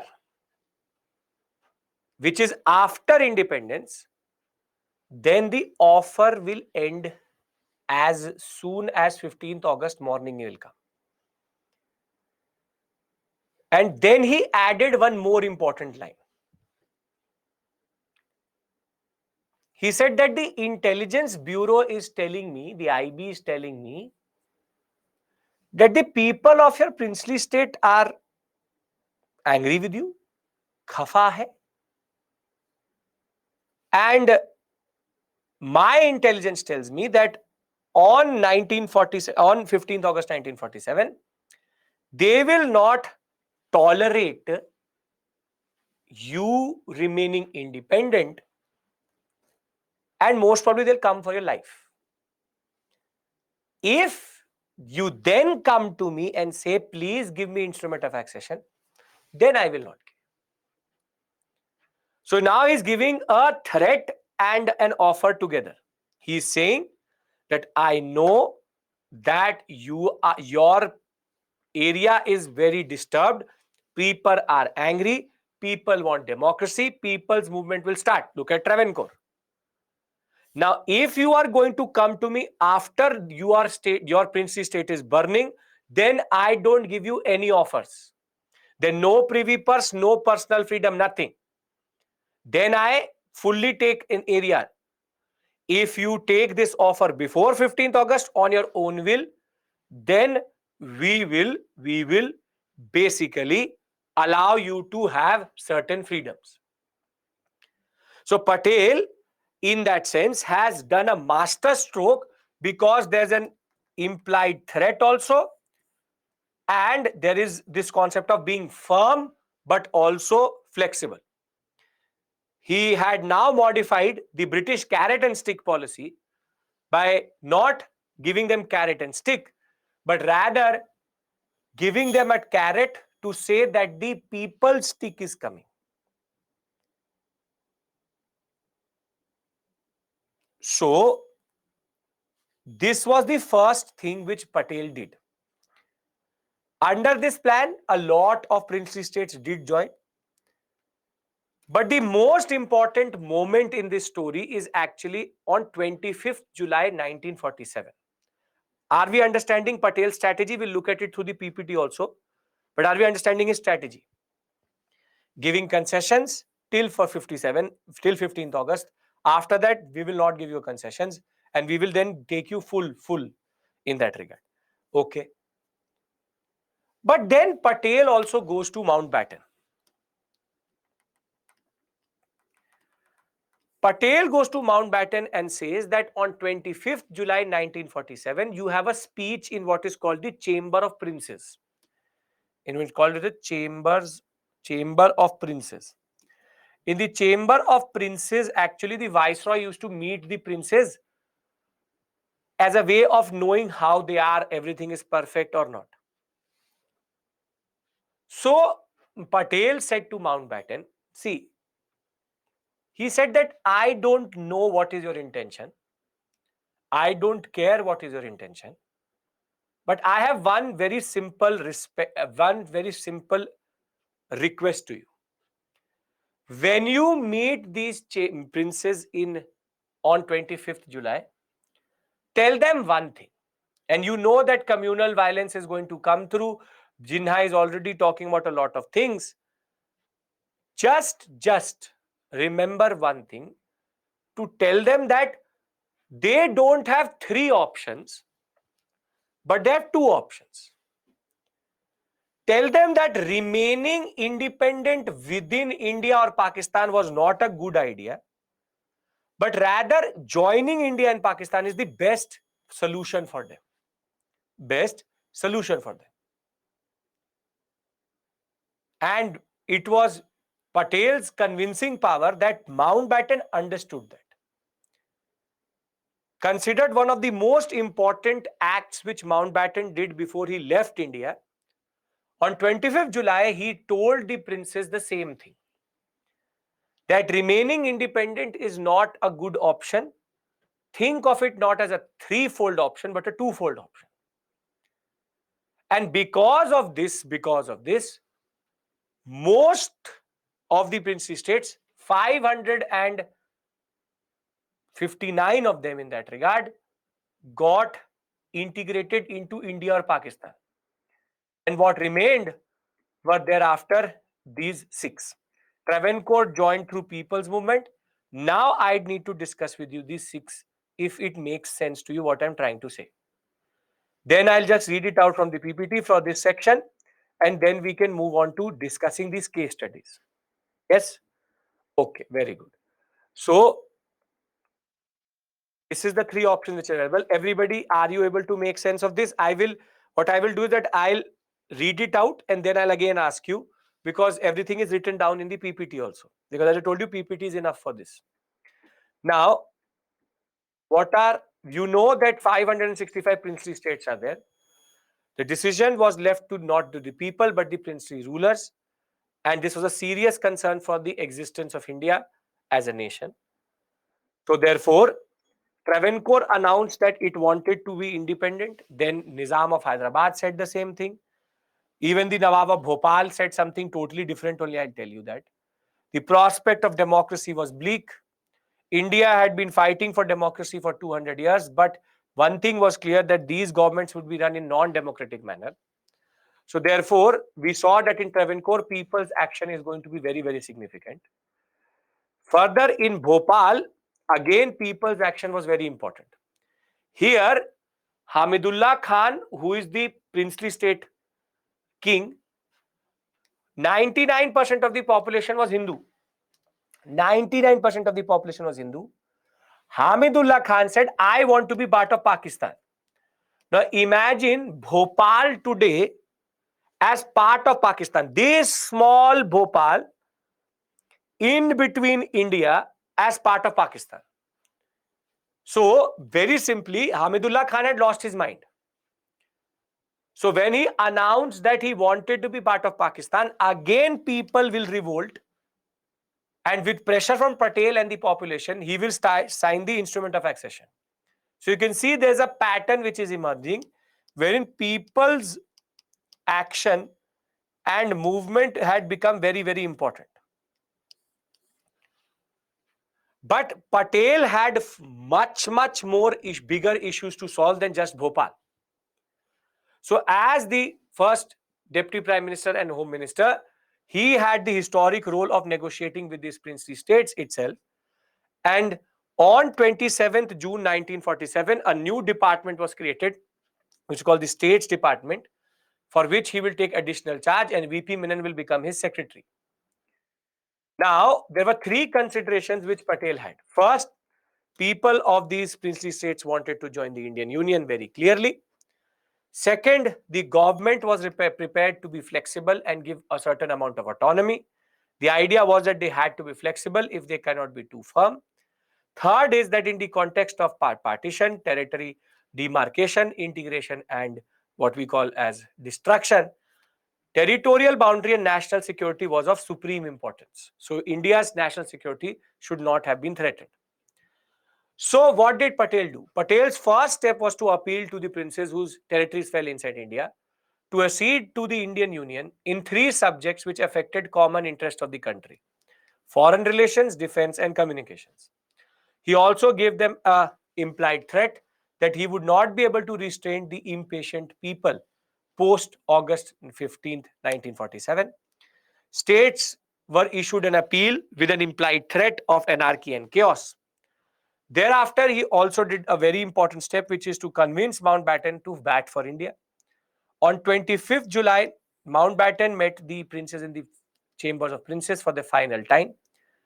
And this speech has been ranked as a very significant moment in Mountbatten's role in Indian history, because except technically for four major, all of the states accepted the call from Mountbatten.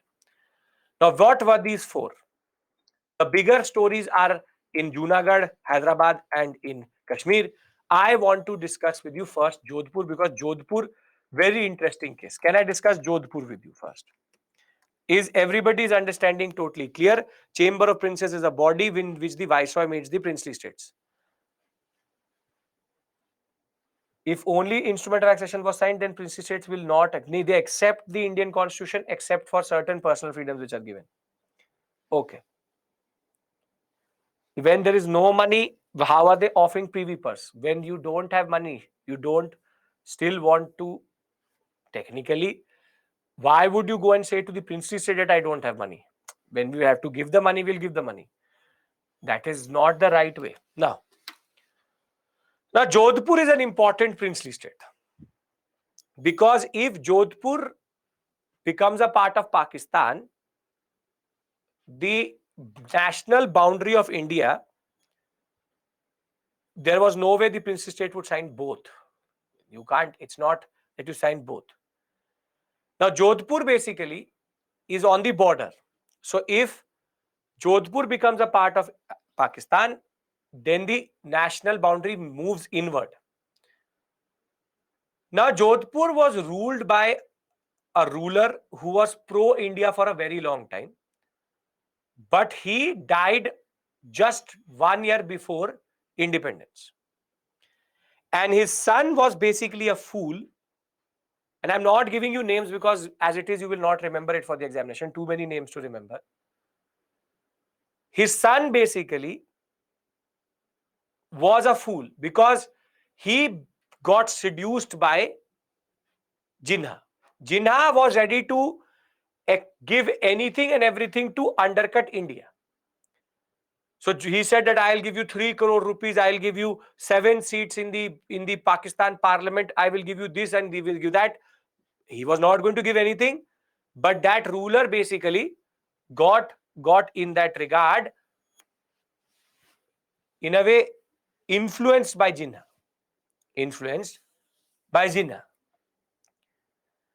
Now VP Menon and Patel were very concerned about Jodhpur. So now they devise a basic plan. The plan was that Patel said to Mountbatten that you just call the Jodhpur ruler to Rashtrapati Bhavan, as of right now called the Viceroy's Palace, and VP Menon wants to talk to this ruler. And you see what these men had to do and how much they had to tolerate. Now the Jodhpur ruler comes all arrogant. Now the first thing which Mountbatten does is he plays the emotional card. And he says, whilst see, Mountbatten is cooperating because he understands the importance of this process. He is a Britisher, but that way Mountbatten did certain significant things in that regard. So Mountbatten has been convinced by Patel that it's a Hindu state. It has 100% population Hindu, and the ruler is also Hindu. This Hindu ruler had got influenced by Jinnah. Now when he comes, he pats his back and says that I knew your father very, very well, very, very well. And I believe that your father would be very, very disappointed in you, in what you are trying to do here, which is to become part of Pakistan. So the first thing which he does is plays the father card. So Mountbatten says to him that your father would not like what you are doing. He was always pro-India, pro-INC, and he would be turning in his grave, technically not his grave, but in heaven. The fact of the matter is that his son is putting Jodhpur into Pakistan. Now he says that VP Menon is waiting in the conference hall. He would like to speak to you. And that's it. Nothing more, nothing less. Just VP Menon is waiting to speak to you. So the ruler goes to the conference hall, and now he sits with VP Menon. He is in independent India, and now he's sitting with VP Menon. Now the Jodhpur ruler starts.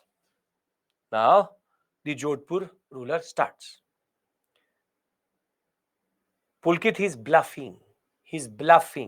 Mountbatten did not mean that he knew his father. It's all politics. Understand it. He does not literally mean that he knows his father. Now he starts, Jodhpur ruler starts. I want 3 crore. VP Menon says no. He says, I want 10 seats in the Indian Lok Sabha. VP Menon says no. He says, I want this. Menon says no. I want that. Menon says no. He said, I want to be, my privy purse should be 10 times higher than any other person. He said, nothing. 0. No, no, no, no, no. And now the Jodhpur ruler will lose his mind. He will say that when everything was a no, then why did you call me? And in coming from a princely state, he literally took out his gun and pointed it towards VP Menon and said that you have frustrated me when you had to say everything no. Then why did you call me till Delhi? And he said that I will literally kill you right now. You have frustrated me so much. By this point of time, commotion is there. Viceroy comes, rather Governor General comes in, Mountbatten comes in and says to the Jodhpur ruler that have you actually lost your mind what you are trying to do? So he will remove his gun, but now VP Menon will say a very important line. VP Menon will say that now you have no other option but to sign the instrument of accession. Jodhpur ruler said how? He said there are two options. You have in independent India threatened a IS officer for death. So either the police comes and arrests you because threatening an IS officer is an offense, that to death, either you go to jail or you sign the instrument of accession. And this is the context in which the Jodhpur ruler under pressure signed the instrument of accession. Obviously, you can't write the story in the examination, but this is the basic story behind this whole episode. Now imagine the nerves of steel, the cunningness, the mind of VP Menon and Patel that they were able to come up with this plan. They knew that he would get frustrated. They knew that he would threaten. And as soon as you threaten an IPS officer, IS officer or any civil servant, you are liable to be prosecuted or to be arrested at least. Why did Menon take this risk? Because for him, India came first, which we have forgot. For him, India was important. For him, Indian integration was important. They had a spirit of sacrifice. He was ready to be shot that day to make sure that Indian boundary was at Jodhpur, not internal to Jodhpur. So this episode I tell you not because of its relevance in the examination, but to tell you what it took to make India what it is today. What it actually took. We call ourselves patriots. We call Menon was an Indian. VP Menon is an Indian IS officer. We call ourselves nationalists. We call ourselves patriots. We post certain things on Facebook and then on social media and think that we are that. These are the true nationalists. These are the true patriots. These are the people who actually made India what it is today. So understand the fact of the matter is Hindu king, serious issue because he wanted to go to Pakistan. Tremendous pressure created by Patel. Finally signed the instrument accession. This is what you write in the examination. Can't give the story. He is an ICS, IS in that sense, IS officer. ICS, IS, same thing. As of 1947, is the same thing. Now, can I go into the case study of Junagadh, Hyderabad, and Kashmir? Because that is the most important discussion, and that what is comes in the examination. But I hope that it gives you a basic feel or understanding of what is actually happening.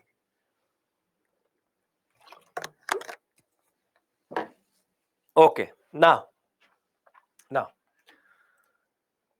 now our discussion pivots towards Junagadh. And Junagadh is a very, very, you don't need to learn the years. That is, I'm not giving you the years.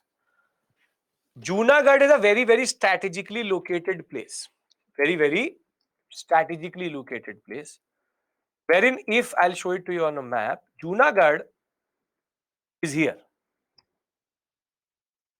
So, if Junagadh somehow becomes part of Pakistan or remains independent, it has the power to overlook all of the major ports of India, and coastal security is going to become a major issue.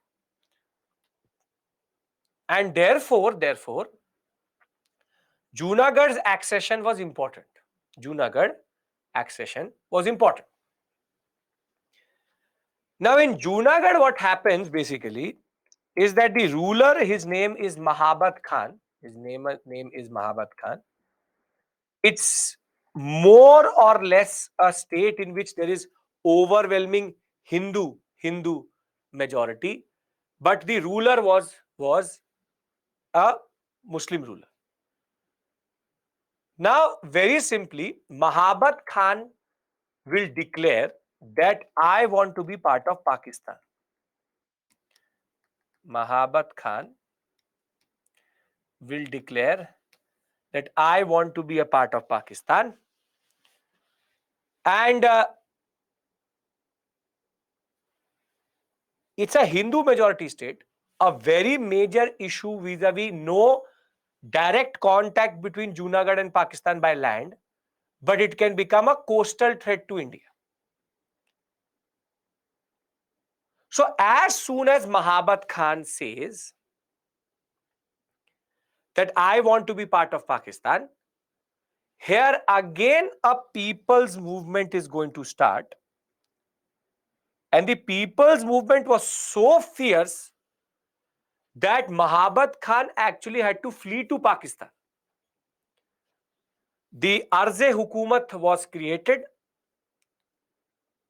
wherein a people's government came to power. But the law and order situation in Junagadh became a major issue very quickly because Mahabat Khan flee after saying that he wanted to be part of Pakistan. And the people's movement was going out of hand, and the law and order became a major issue in Junagadh. Now what happens is that Mahabat Khan's Diwan was Shah Nawaz Bhutto. I think you know where the Bhutto name goes to. The father of Zulfikar Ali Bhutto, and he was the Diwan. He was a Diwan of Junagadh. Now, as Diwan of Junagadh, he wrote a letter to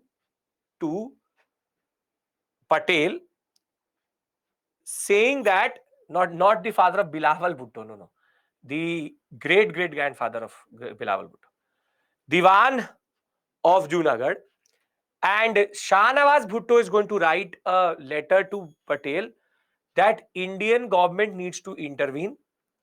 You please need to send certain forces so as to make sure that the law and order situation in Junagadh gets solved.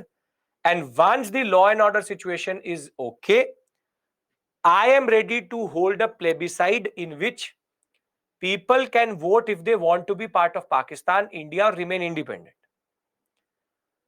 So therefore, Patel understood the seriousness of the issue, that law and order was deteriorating very quickly. Murders were happening day and night. So therefore, he is going to send the Indian army, which is going to enter into Junagadh with the consent of the Diwan of Junagadh. They will solve the law and order situation. And once by 1948 the situation was solved, a plebiscite will be held, and overwhelming majority, close to 97% of the people, said that they wanted to be a part of Pakistan, wanted to be a part of India, and Junagadh was integrated into India. Now, Al Jazeera, the Qataris, and even certain Pakistan-inspired states criticize India that Junagadh was military action. The story which I told you, did Patel forcefully take Junagadh? Tell me. Did Patel forcefully take Junagadh? No. But when the Diwan is saying that law and order situation is bad, all of them are Indians in the end of the day, then what was the point of criticizing India? So let Al Jazeera say that Junagadh was taken by force. We know that our conscience is clear, wherein it was a people's movement gone out of hand, and the Diwan and Shah Nawaz Bhutto will later actually migrate to Pakistan. After people said they wanted to be part of India, he will migrate to Pakistan, where he will father Zulfikar Ali Bhutto, who will come on Monday in our picture. Let the BBC say it. Al Jazeera is a channel, Qatari funded channel. Well, let them say whatever they want to say. Pakistan says a lot of things. You believe that? No, na. So then why do you want to believe this? The simple point of the matter is Junagadh is a straightforward story of people wanting to be part of India. Junagadh, small state, coast of Saurashtra, yet its Nawab Mahabat Khan wanted to accede to Pakistan. Overwhelming majority. People of the state started a popular movement. Group of Junagadhi people forced the Nawab to flee. Arze Hukumat is formed under a person called Samal Das Gandhi. However, the Diwan of Junagadh, Shah Nawaz Bhutto, will invite the government of India to intervene. Indian troops will be sent later because of the fact that the law and order situation was really bad. He was ready to hold a plebiscite to confirm people desired to join India. And after controlling everything in 1948, February, the plebiscite is held and Junagadh becomes a part of India generally. So you can see one thing, that one thing which connects all of these stories is people's movement. And who taught the people to do this? Tell me. Who taught the people to do this? Yes, that is the beauty of Gandhian politics.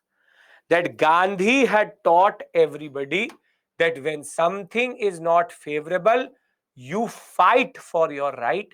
And that is what they were actually doing. It was a people's movement, be it Junagadh, be it Jodhpur. You will see in Hyderabad also the same thing is going to happen. It is all the same. People not ready to accept authority of their rulers. So now can we go to Hyderabad?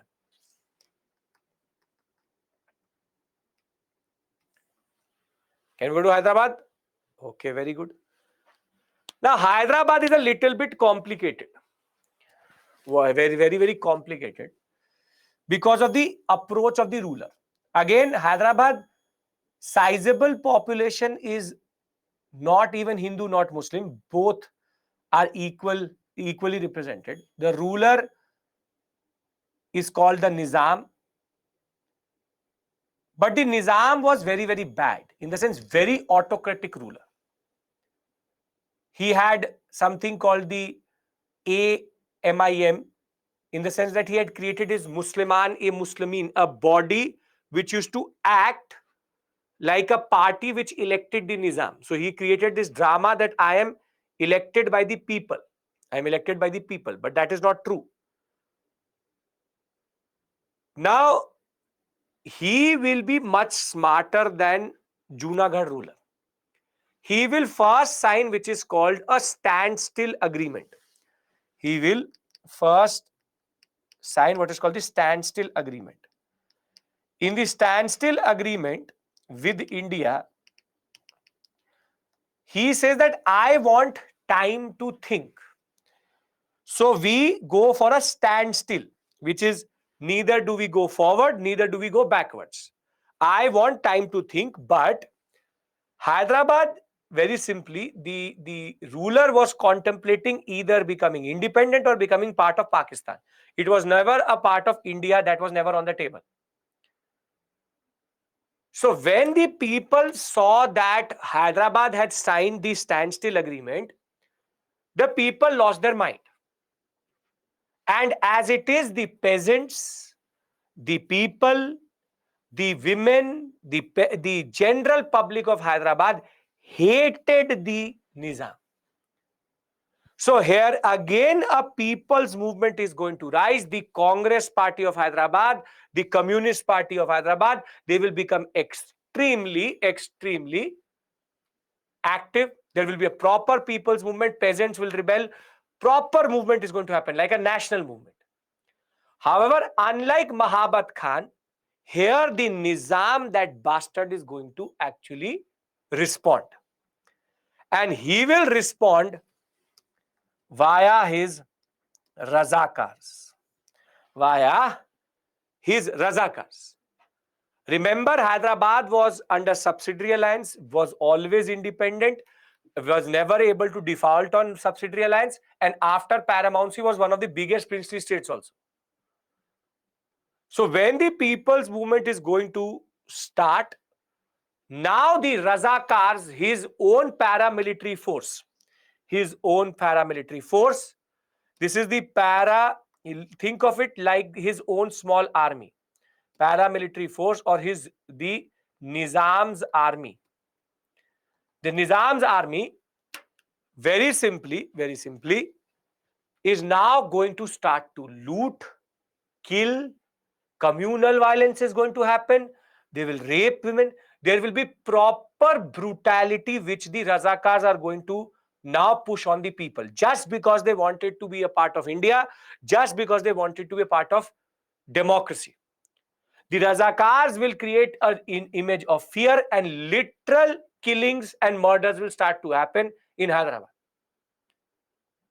Now Patel was monitoring the situation, and Patel could see that the standstill agreement was all a drama, and the Hyderabad Nizam is only doing what we call as genocidal violence on the people because they were asking to be part of India. And after appealing to the Nizam 3 to 4 times that he needs to stop the use of the Razakars, Patel will lose his patience.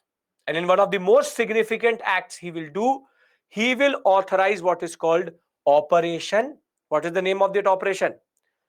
He will authorize Operation Polo. Yes, Operation Polo.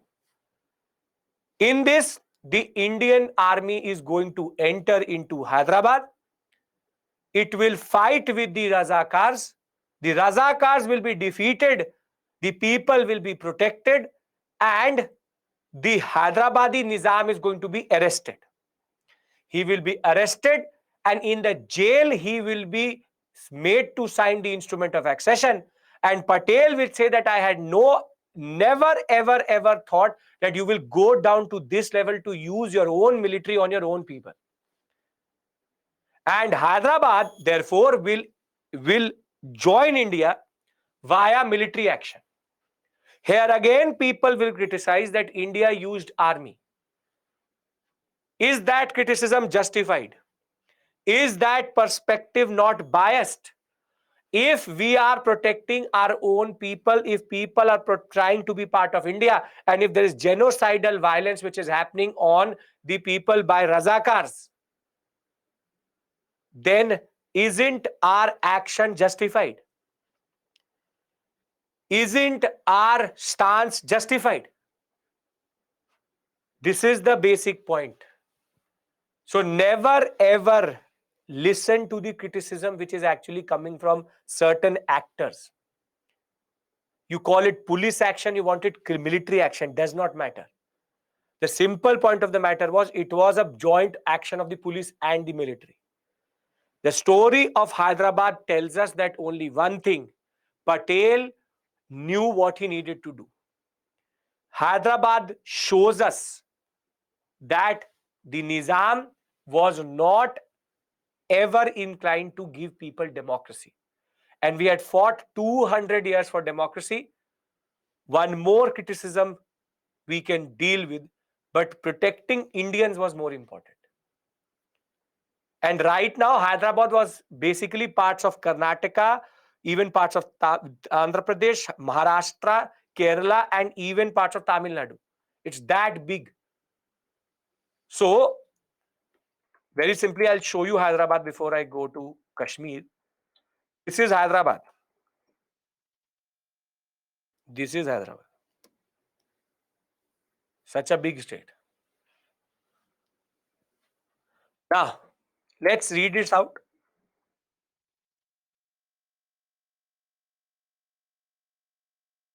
Hyderabad, the largest of the princely states, was surrounded entirely by Indian territory.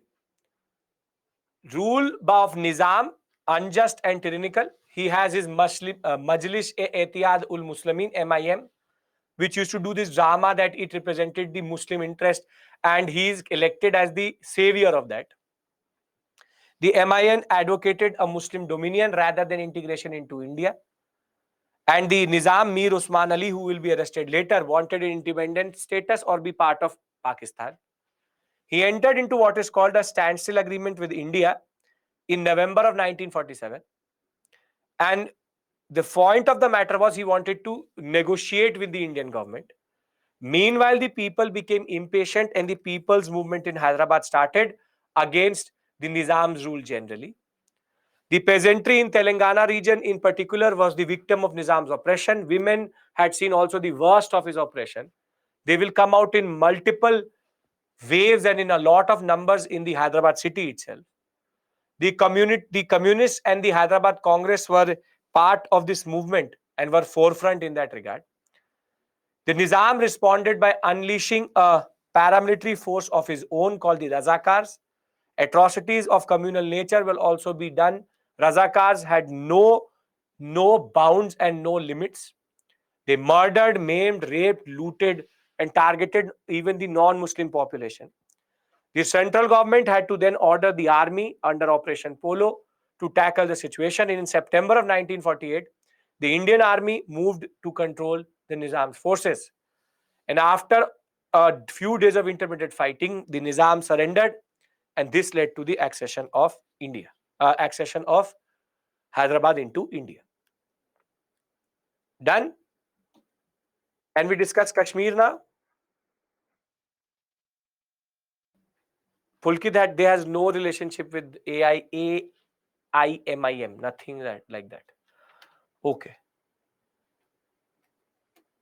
Can I now talk about Kashmir? Come on. Is this making sense? These case studies can be asked in the examination. Plebiscite, Junagadh, military action, police action in Hyderabad. Okay. Now,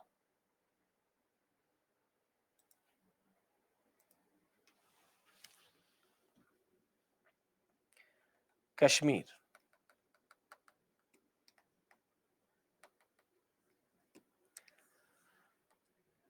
Now, Jammu and Kashmir got complicated because of their own rulers' understanding. See, Jammu and Kashmir is ruled by a ruler called Hari Singh. Hari Singh is a Hindu ruler. 75% of the population is Muslim. But he is a good ruler. The people of Kashmir, the people of the valley, people of Jammu liked Hari Singh. And Pakistan was very watchful of Kashmir for a simple reason, which is the principal irrigation and water source of Pakistan today. Which river is it? It is the Indus River.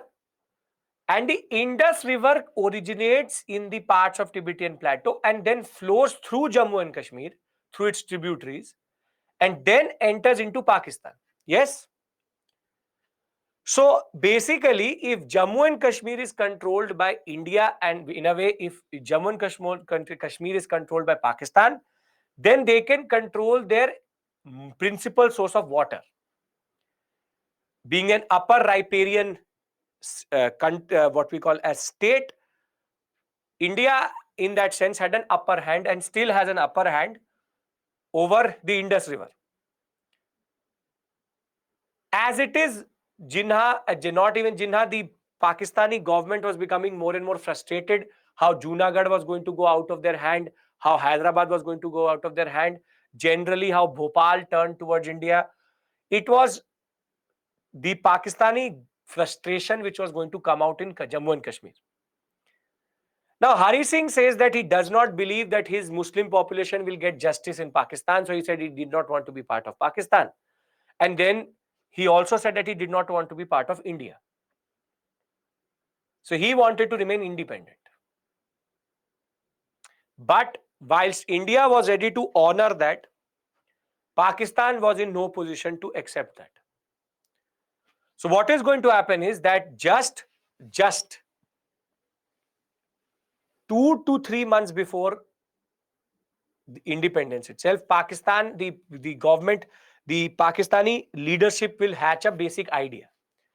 And the idea was that as soon as independence will be given, the Pakistani army is going to enter into the Kashmir Valley and entice the people to rebel against Hari Singh and then take Kashmir, and specifically Jammu and Kashmir. Now the Pakistani army entered through the passes. 2-3 very important passes are there.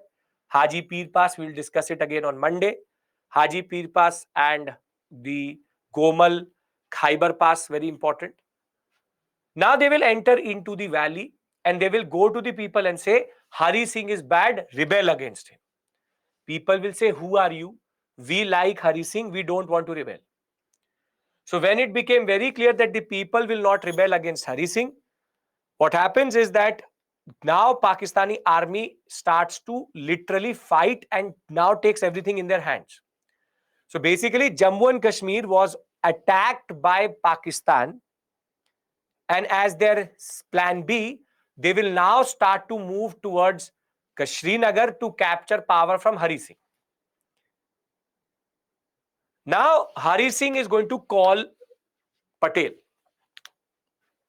And he will say to Patel that Pakistan has entered into Jammu and Kashmir. We need help. Please send the Indian army. My army and my forces cannot actually fight with the Pakistani army. I need your help. So Patel will say that I can't help you because you are a sovereign nation. You have not signed the instrument of accession. You have not signed the instrument of accession. So if I send the army, then what is the difference between me and Pakistan? So Hari Singh will then cut the call and call Mountbatten. Mountbatten will reiterate the same thing, which is that basically Patel has a point. Under international law and international treaties, you are a sovereign nation. If the Indian army enters, then the Pakistani army and Indian army are considered the same. So you have to either sign the instrument of accession or deal with this yourself.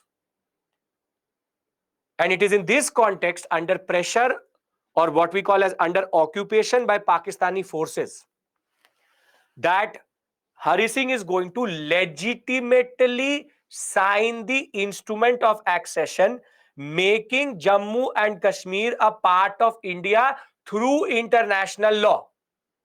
There was no pressure from India on Hari Singh. There was no pressure from Indian army. We did not use force. We did not do anything.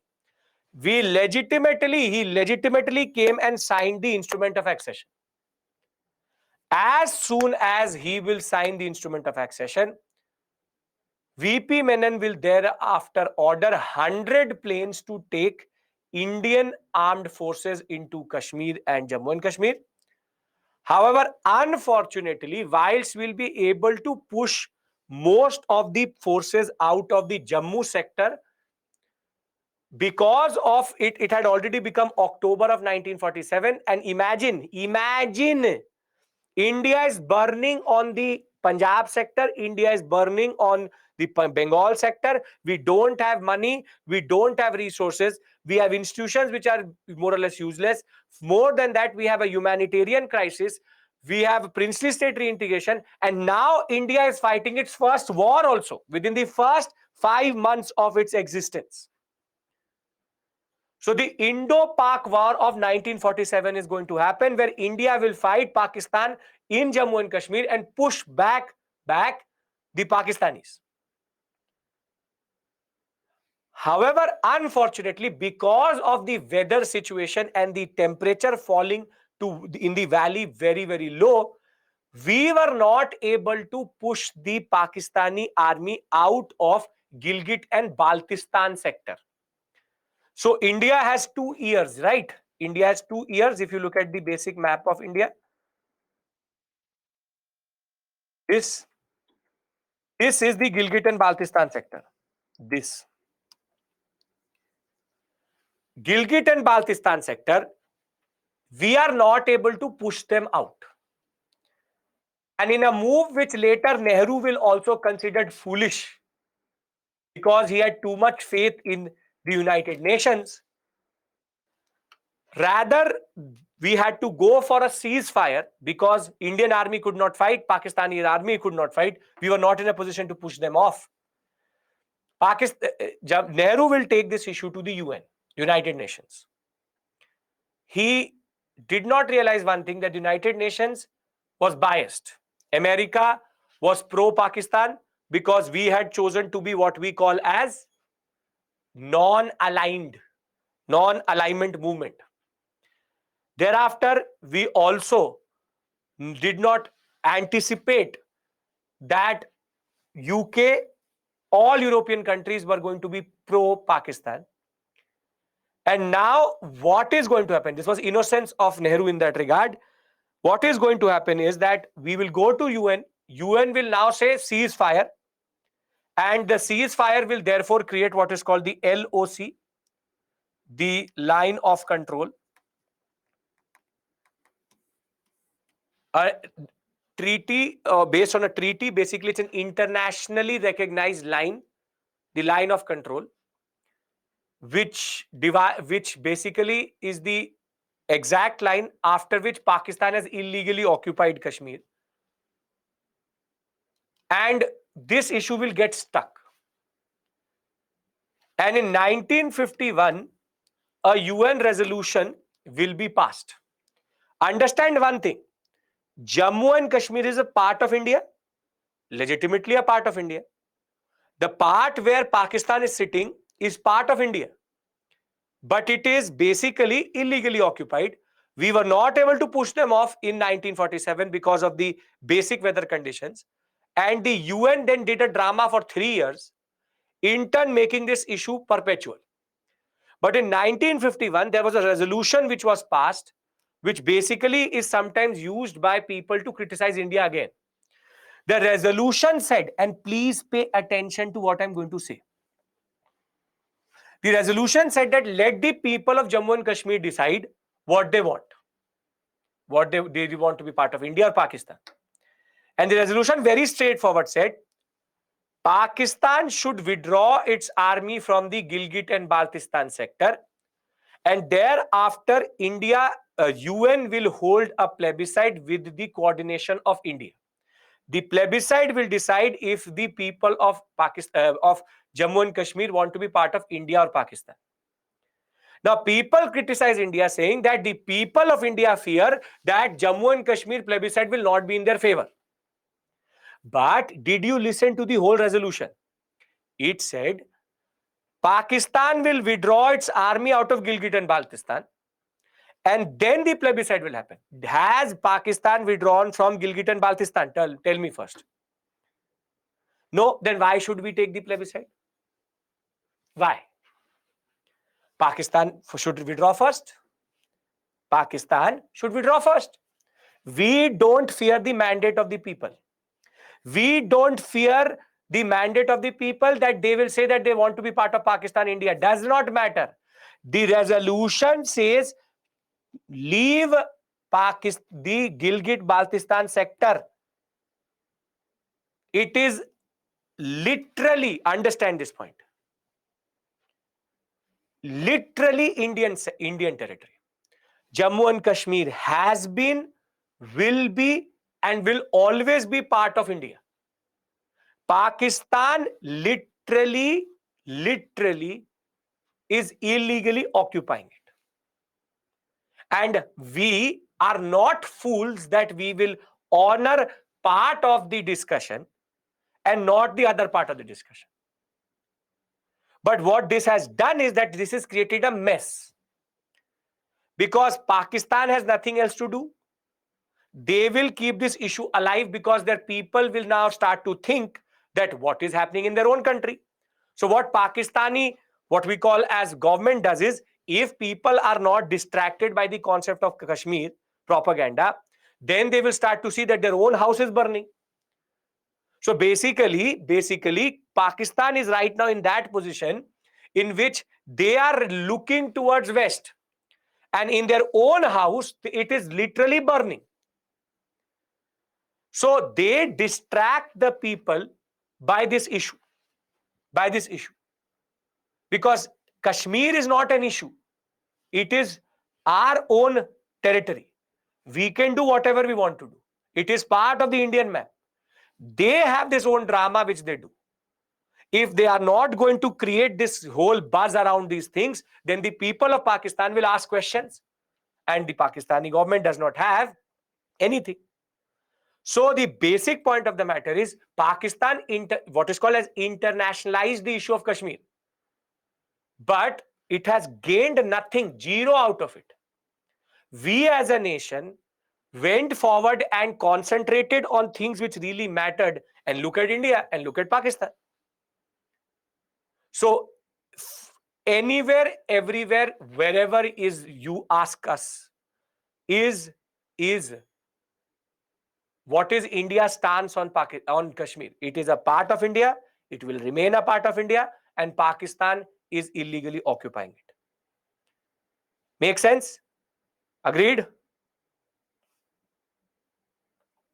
See, we now it is become a complicated matter because now both powers are nuclear, and Pakistan is desperate. That is the problem. Please understand this point. Now, Kashmir, we have the capacity to push the Pakistanis out. We have the army to do it. We have the soldiers to do it. We have the willpower to do it. But the point of the matter is, it can escalate into much bigger things.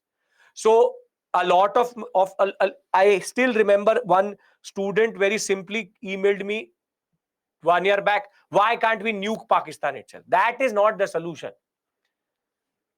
The answer to this question is not that we can't see. War helps no one. So war is not the solution here. Pakistan has to withdraw its army, and we are ready to stand with the plebiscite resolution, because we know that the people of the valley will support India only. But the point is not that. The point is that this is much, much, much more. Till Pakistan is alive, they will keep the Kashmir issue alive, because if they don't keep the Kashmir issue alive, their people will start to ask hard questions which nobody actually has. Can we read this out and close this sector itself?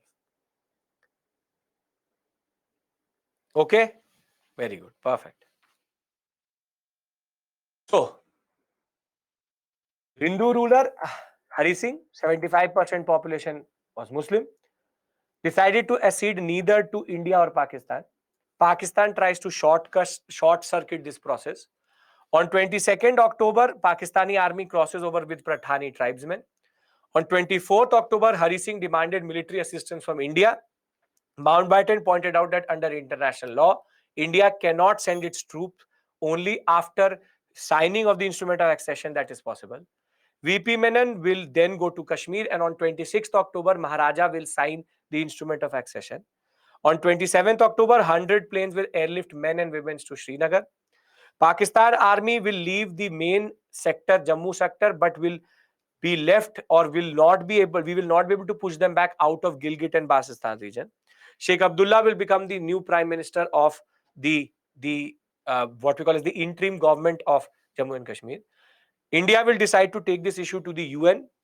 Security Council was with Pakistan. US and the British were doing what we call as drama, and Nehru accepted that it was a very dirty game which they were playing. Finally, after Security Council resolution on 1st January 1948, we signed the ceasefire agreement in which the LOC was created. And in 1951, the UN passed a resolution for a referendum under UN supervision after the Pakistan withdraw its troops. The resolution remains ineffective. Pakistan never withdrew from its forces, and therefore this concept of Azad Kashmir is totally incorrect. It is Pakistan occupied Kashmir. Understand this. They can call it whatever they want to call it, but this is just a myth which they created. At the end of the day, India is Kashmir is will be and has always remained a has always remained a part of India, and it is Pakistan occupied Kashmir. Clear, everybody? Come on.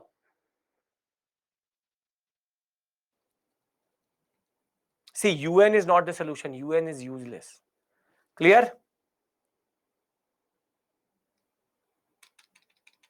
Okay. See, Ilma, no first use policy. These policies only look good on paper. When it will come to politics and when it come to war, things will not work out like that. Okay. See, let Pakistan call it anything. They have passed certain resolutions in their parliament also. They have passed Supreme Court judgments also. Now tell me one thing. Today, if the Supreme Court of India says that Paris is part of India, or if the Indian Parliament adds new constituency, which is where election is going to happen in London, does it actually have any force on London, Paris? Tell me. This is literally what Pakistan is doing. They can say this is part of that, it is a part of our province, we will do this, we will do that. Let them do it. That way, so I can just right now say that Lahore and Islamabad is part of India. So anything can happen. So see, the way forward in this is only when the people of Pakistan will realize, and they are surely realizing, that this is just a political issue, not an issue of actually people. The day people will realize that this is all what we call as eyewash politics, it automatically Pakistan would have to withdraw its army. India is waiting for that day, and we are correctly waiting only in that regard. We are, see, tell me one thing. Is it a part of India? Yes. Is it a part of our administration? Yes. Then why should we bother? Our political status is very clear. It is a part of India. You do what you want to do. You do what you want to do. So UNSC can say anything. We will not agree to it. You need pragmatic politics here. When it comes to terrorism and when it comes to Pakistan, see, terrorists in Pakistan are very, very consistent that way. You would have known something called CPEC. Have you heard about something called CPEC? China-Pakistan Economic Corridor? Yes. Now, CPEC is an idea where China is going to link a certain province of China via the POK sector towards Gwadar port in Pakistan. Now, basically, it's in Pakistan's interest. Now, literally China has given up on CPEC, though they had a recent resolution saying that we are going to go forward. Why? Because the terrorist attacked Chinese construction workers also. So basically, that their own terrorist organizations are not controlling or are not under the control of their own army itself now. So that is what China is now holding its head. Gwadar port has now technically become useless.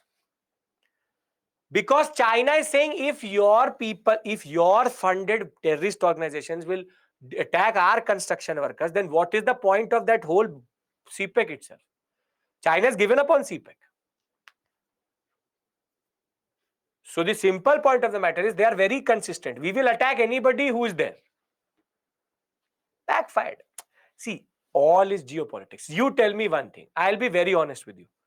India, Jammu and Kashmir is a part of India. We have no doubt in that. 150% iota, no doubt in that. Now tell me one thing. If India has to become a 5 trillion economy, if India has to become a superpower, do we need to be like Pakistan? No, no. We don't need to be like Pakistan. We just need to do what we are doing. This issue will sort out itself. But war is not the solution. You should never say that as a solution also. Because when you do world history with me, you will know one day it will come to it that we will be in a position to buy Pakistan. And that day will also come. As it is, they've destroyed their forex. They are too much in debt. There's a day where Pakistan is going to ask for money from India only. And we are very good neighbors that way. So don't worry about that. Pakistan is progressively in decline. And it is showing to us one thing. A nation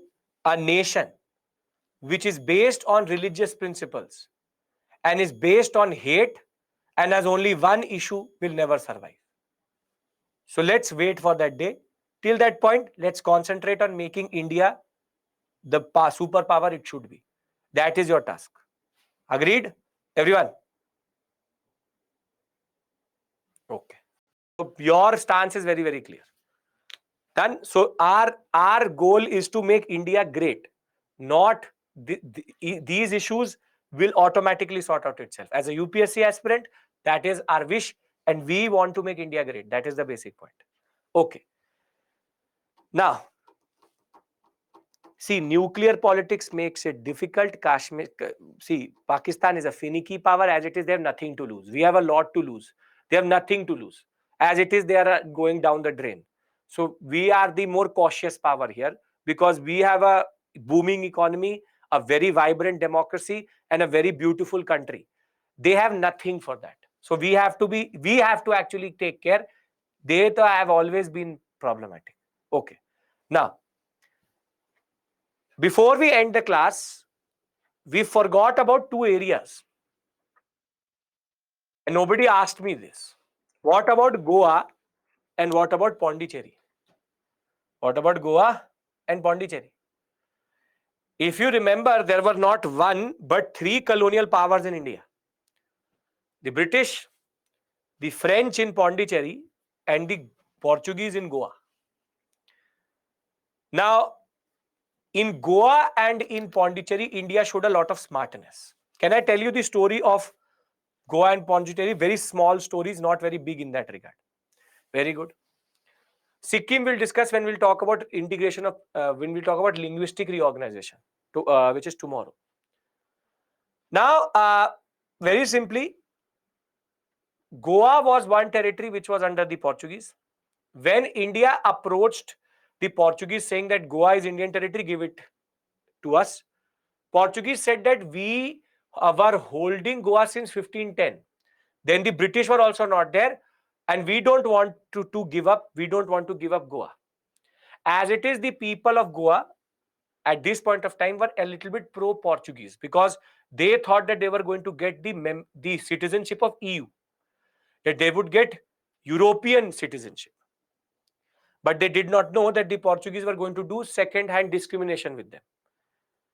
But the simple point of the matter was that Portuguese, as soon as they denied, India removed its high commission from Lisbon, which is the capital of Portugal. It said that we will have no diplomatic ties until unless Goa is resolved. However, the tensions will start to rise when there will be clashes, in the sense that once Goa became a foreign territory, India said, okay, then free movement of labor and goods cannot happen between Goa and Maharashtra. So they said that we stop all movement, all trade with you. We are creating an economic blockade. But a major escalation came when the people's movement in Goa started to rise. People were becoming frustrated. Portuguese were not giving them full membership, full citizenship itself. And nothing like that European dream was coming true. So people started to rise against the Portuguese, but Portuguese were pushing them down. There was a major movement which happened in Maharashtra, and people from India, in solidarity to with the people of Goa, wanted to enter into Goa as a form of protest. In that, the Portuguese will basically fire on the people. 20 to 30 people will be dead because of that protest on the Goan border. Then India will lose its mind. It will say, this is not the way you deal with democracy, with protest. We give our people fundamental rights. And therefore, India will then withdraw its ambassador from Goa also. And now we will properly create a naval and economic blockade around Goa. And by this time, it's already 1960. And what is going to happen is the last nail in the coffin with regards to Goa was when the Portuguese will fire on a ship which was crossing from Kochi into Indian territory. And therefore, once that is going to happen, India is going to launch Operation Vijay, under which the Indian armed forces, specifically the Navy and the Army, entered into Goa and liberated Goa from Portuguese control. As it is, there was a people's movement which had started in Goa itself. Daman and Diu already India had taken via people's rebellion against the Portuguese. It was about taking Goa, and Goa will actually be taken through Operation Vijay. So it was a very simple story. It was patience. India had patience. It is only 1961-62 that Goa was integrated back to India. So when we talk about Goa, very simple story. 1950, India gave its basic diplomatic argument that you give us Goa. Portugal said that Goa has been a possession for close to 400 years. We will not give it up. Integral part of Portugal. In 1953, Indian diplomatic mission in Lisbon was removed. Thereafter, 54, India imposed travel restrictions between India and Goa, and therefore an economic blockade will also start to come up. In 1955, 3,000 unarmed Indian civilians were trying to enter into Goa and they were fired upon. 30 civilians will be dead. There will be huge outcry in India against the atrocities happening in in Portuguese occupied Goa. And therefore, India will now start to contemplate about proper military action in Goa itself. The last straw, see, Dadra and Nagar Haveli will be taken in 1954 itself, when the United Front of Goans, Azad, Gomantak Dal, and the National Movement Liberation Organization will invite the Indians to enter in the territory. Thereafter, on 26 November 1961, a passenger boat plying between the Anjidiv Islands held by Portugal and Kochi, which will be fired upon by the Portuguese, which will result in one death. And India will then lose patience and thereafter annex Goa in 19, not annex, but rather liberate Goa in 1961. Goa clear? Goa and Portugal, two small stories, not a big story in that regard. Pondicherry, same story. Pondicherry was held by France. Now, when people were asked in 1947, do you want to be part of India or France? People will say what? People will say what? Tell me. Portuguese first to come, last to leave. Not last, second last to leave. They will say at that point of time that they want to be part of France, because they think that they will become French, what we call as citizenship. So you can become a part of the European concept itself. So what happened was that India sent an important personality, Jerome D'Souza. He was sent to France as a negotiating personality to negotiate the status of Pondicherry.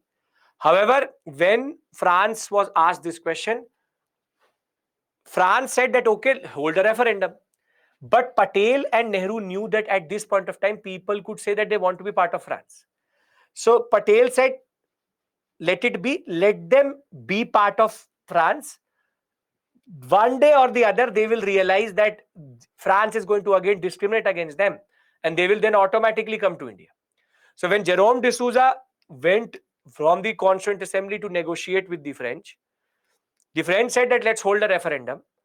But seeing that the result could have not been in favor at that point of time, they let it be as it is, too small a territory, don't care. So India left the issue itself. Left the issue. They said, okay, you remain part of France. Enjoy because having croissant, enjoy. Now, what is going to happen is that by 1954-ish period, within 5 to 6 years, the French are start to going to what we call as discriminate. And now there will be a movement which will start in this territory itself. What is more significant is that on 18th March 1954, the Pondicherry Executive Council and mayors of Pondicherry together will say that we want to become part of India. So 5 days later, not on 18th, 5 days later in 1954, the elected representatives of all the French territories, Pondicherry, Karikal, Mahe and all, will hold a referendum in Kizhur, and India is not involved. They're doing it on themselves itself. And out of the 178 members, 170 will say we want to be part of India. India will go to France and say, Slay, you said you wanted a referendum.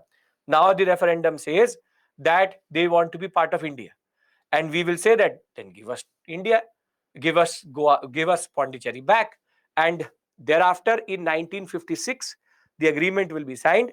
And in May of 1962, formal transfer of Pondicherry will happen to India. Done.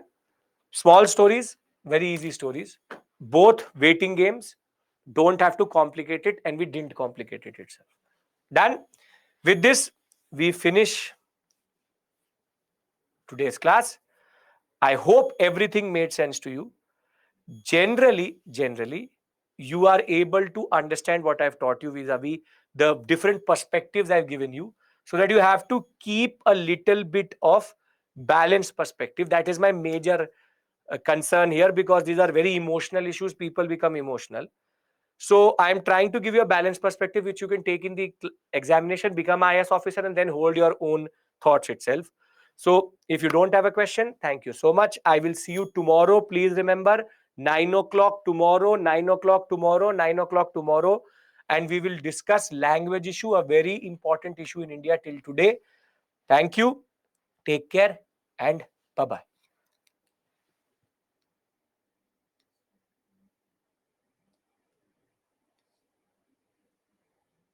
Well, Deepika, thank you for acknowledging that. And as it is, you understand the basic perspective which I'm trying to embody here. Very good, Deepika. Thank you. Thank you for that. Okay. Thank you. Take care. And as I said, tomorrow, don't be late. As it is 9 o'clock. Not asking you to get up at 6. So I'll see you tomorrow. We'll do language. And on Monday, you get liberation from me also. So I hope everything what we did today is clear. Don't get caught up into things which really don't matter. We as Indians are very, very great, and we should just embody that basic feeling. Our constitution has the power to hold us forever in that regard. Okay. Thank you. See you. Take care. Bye bye.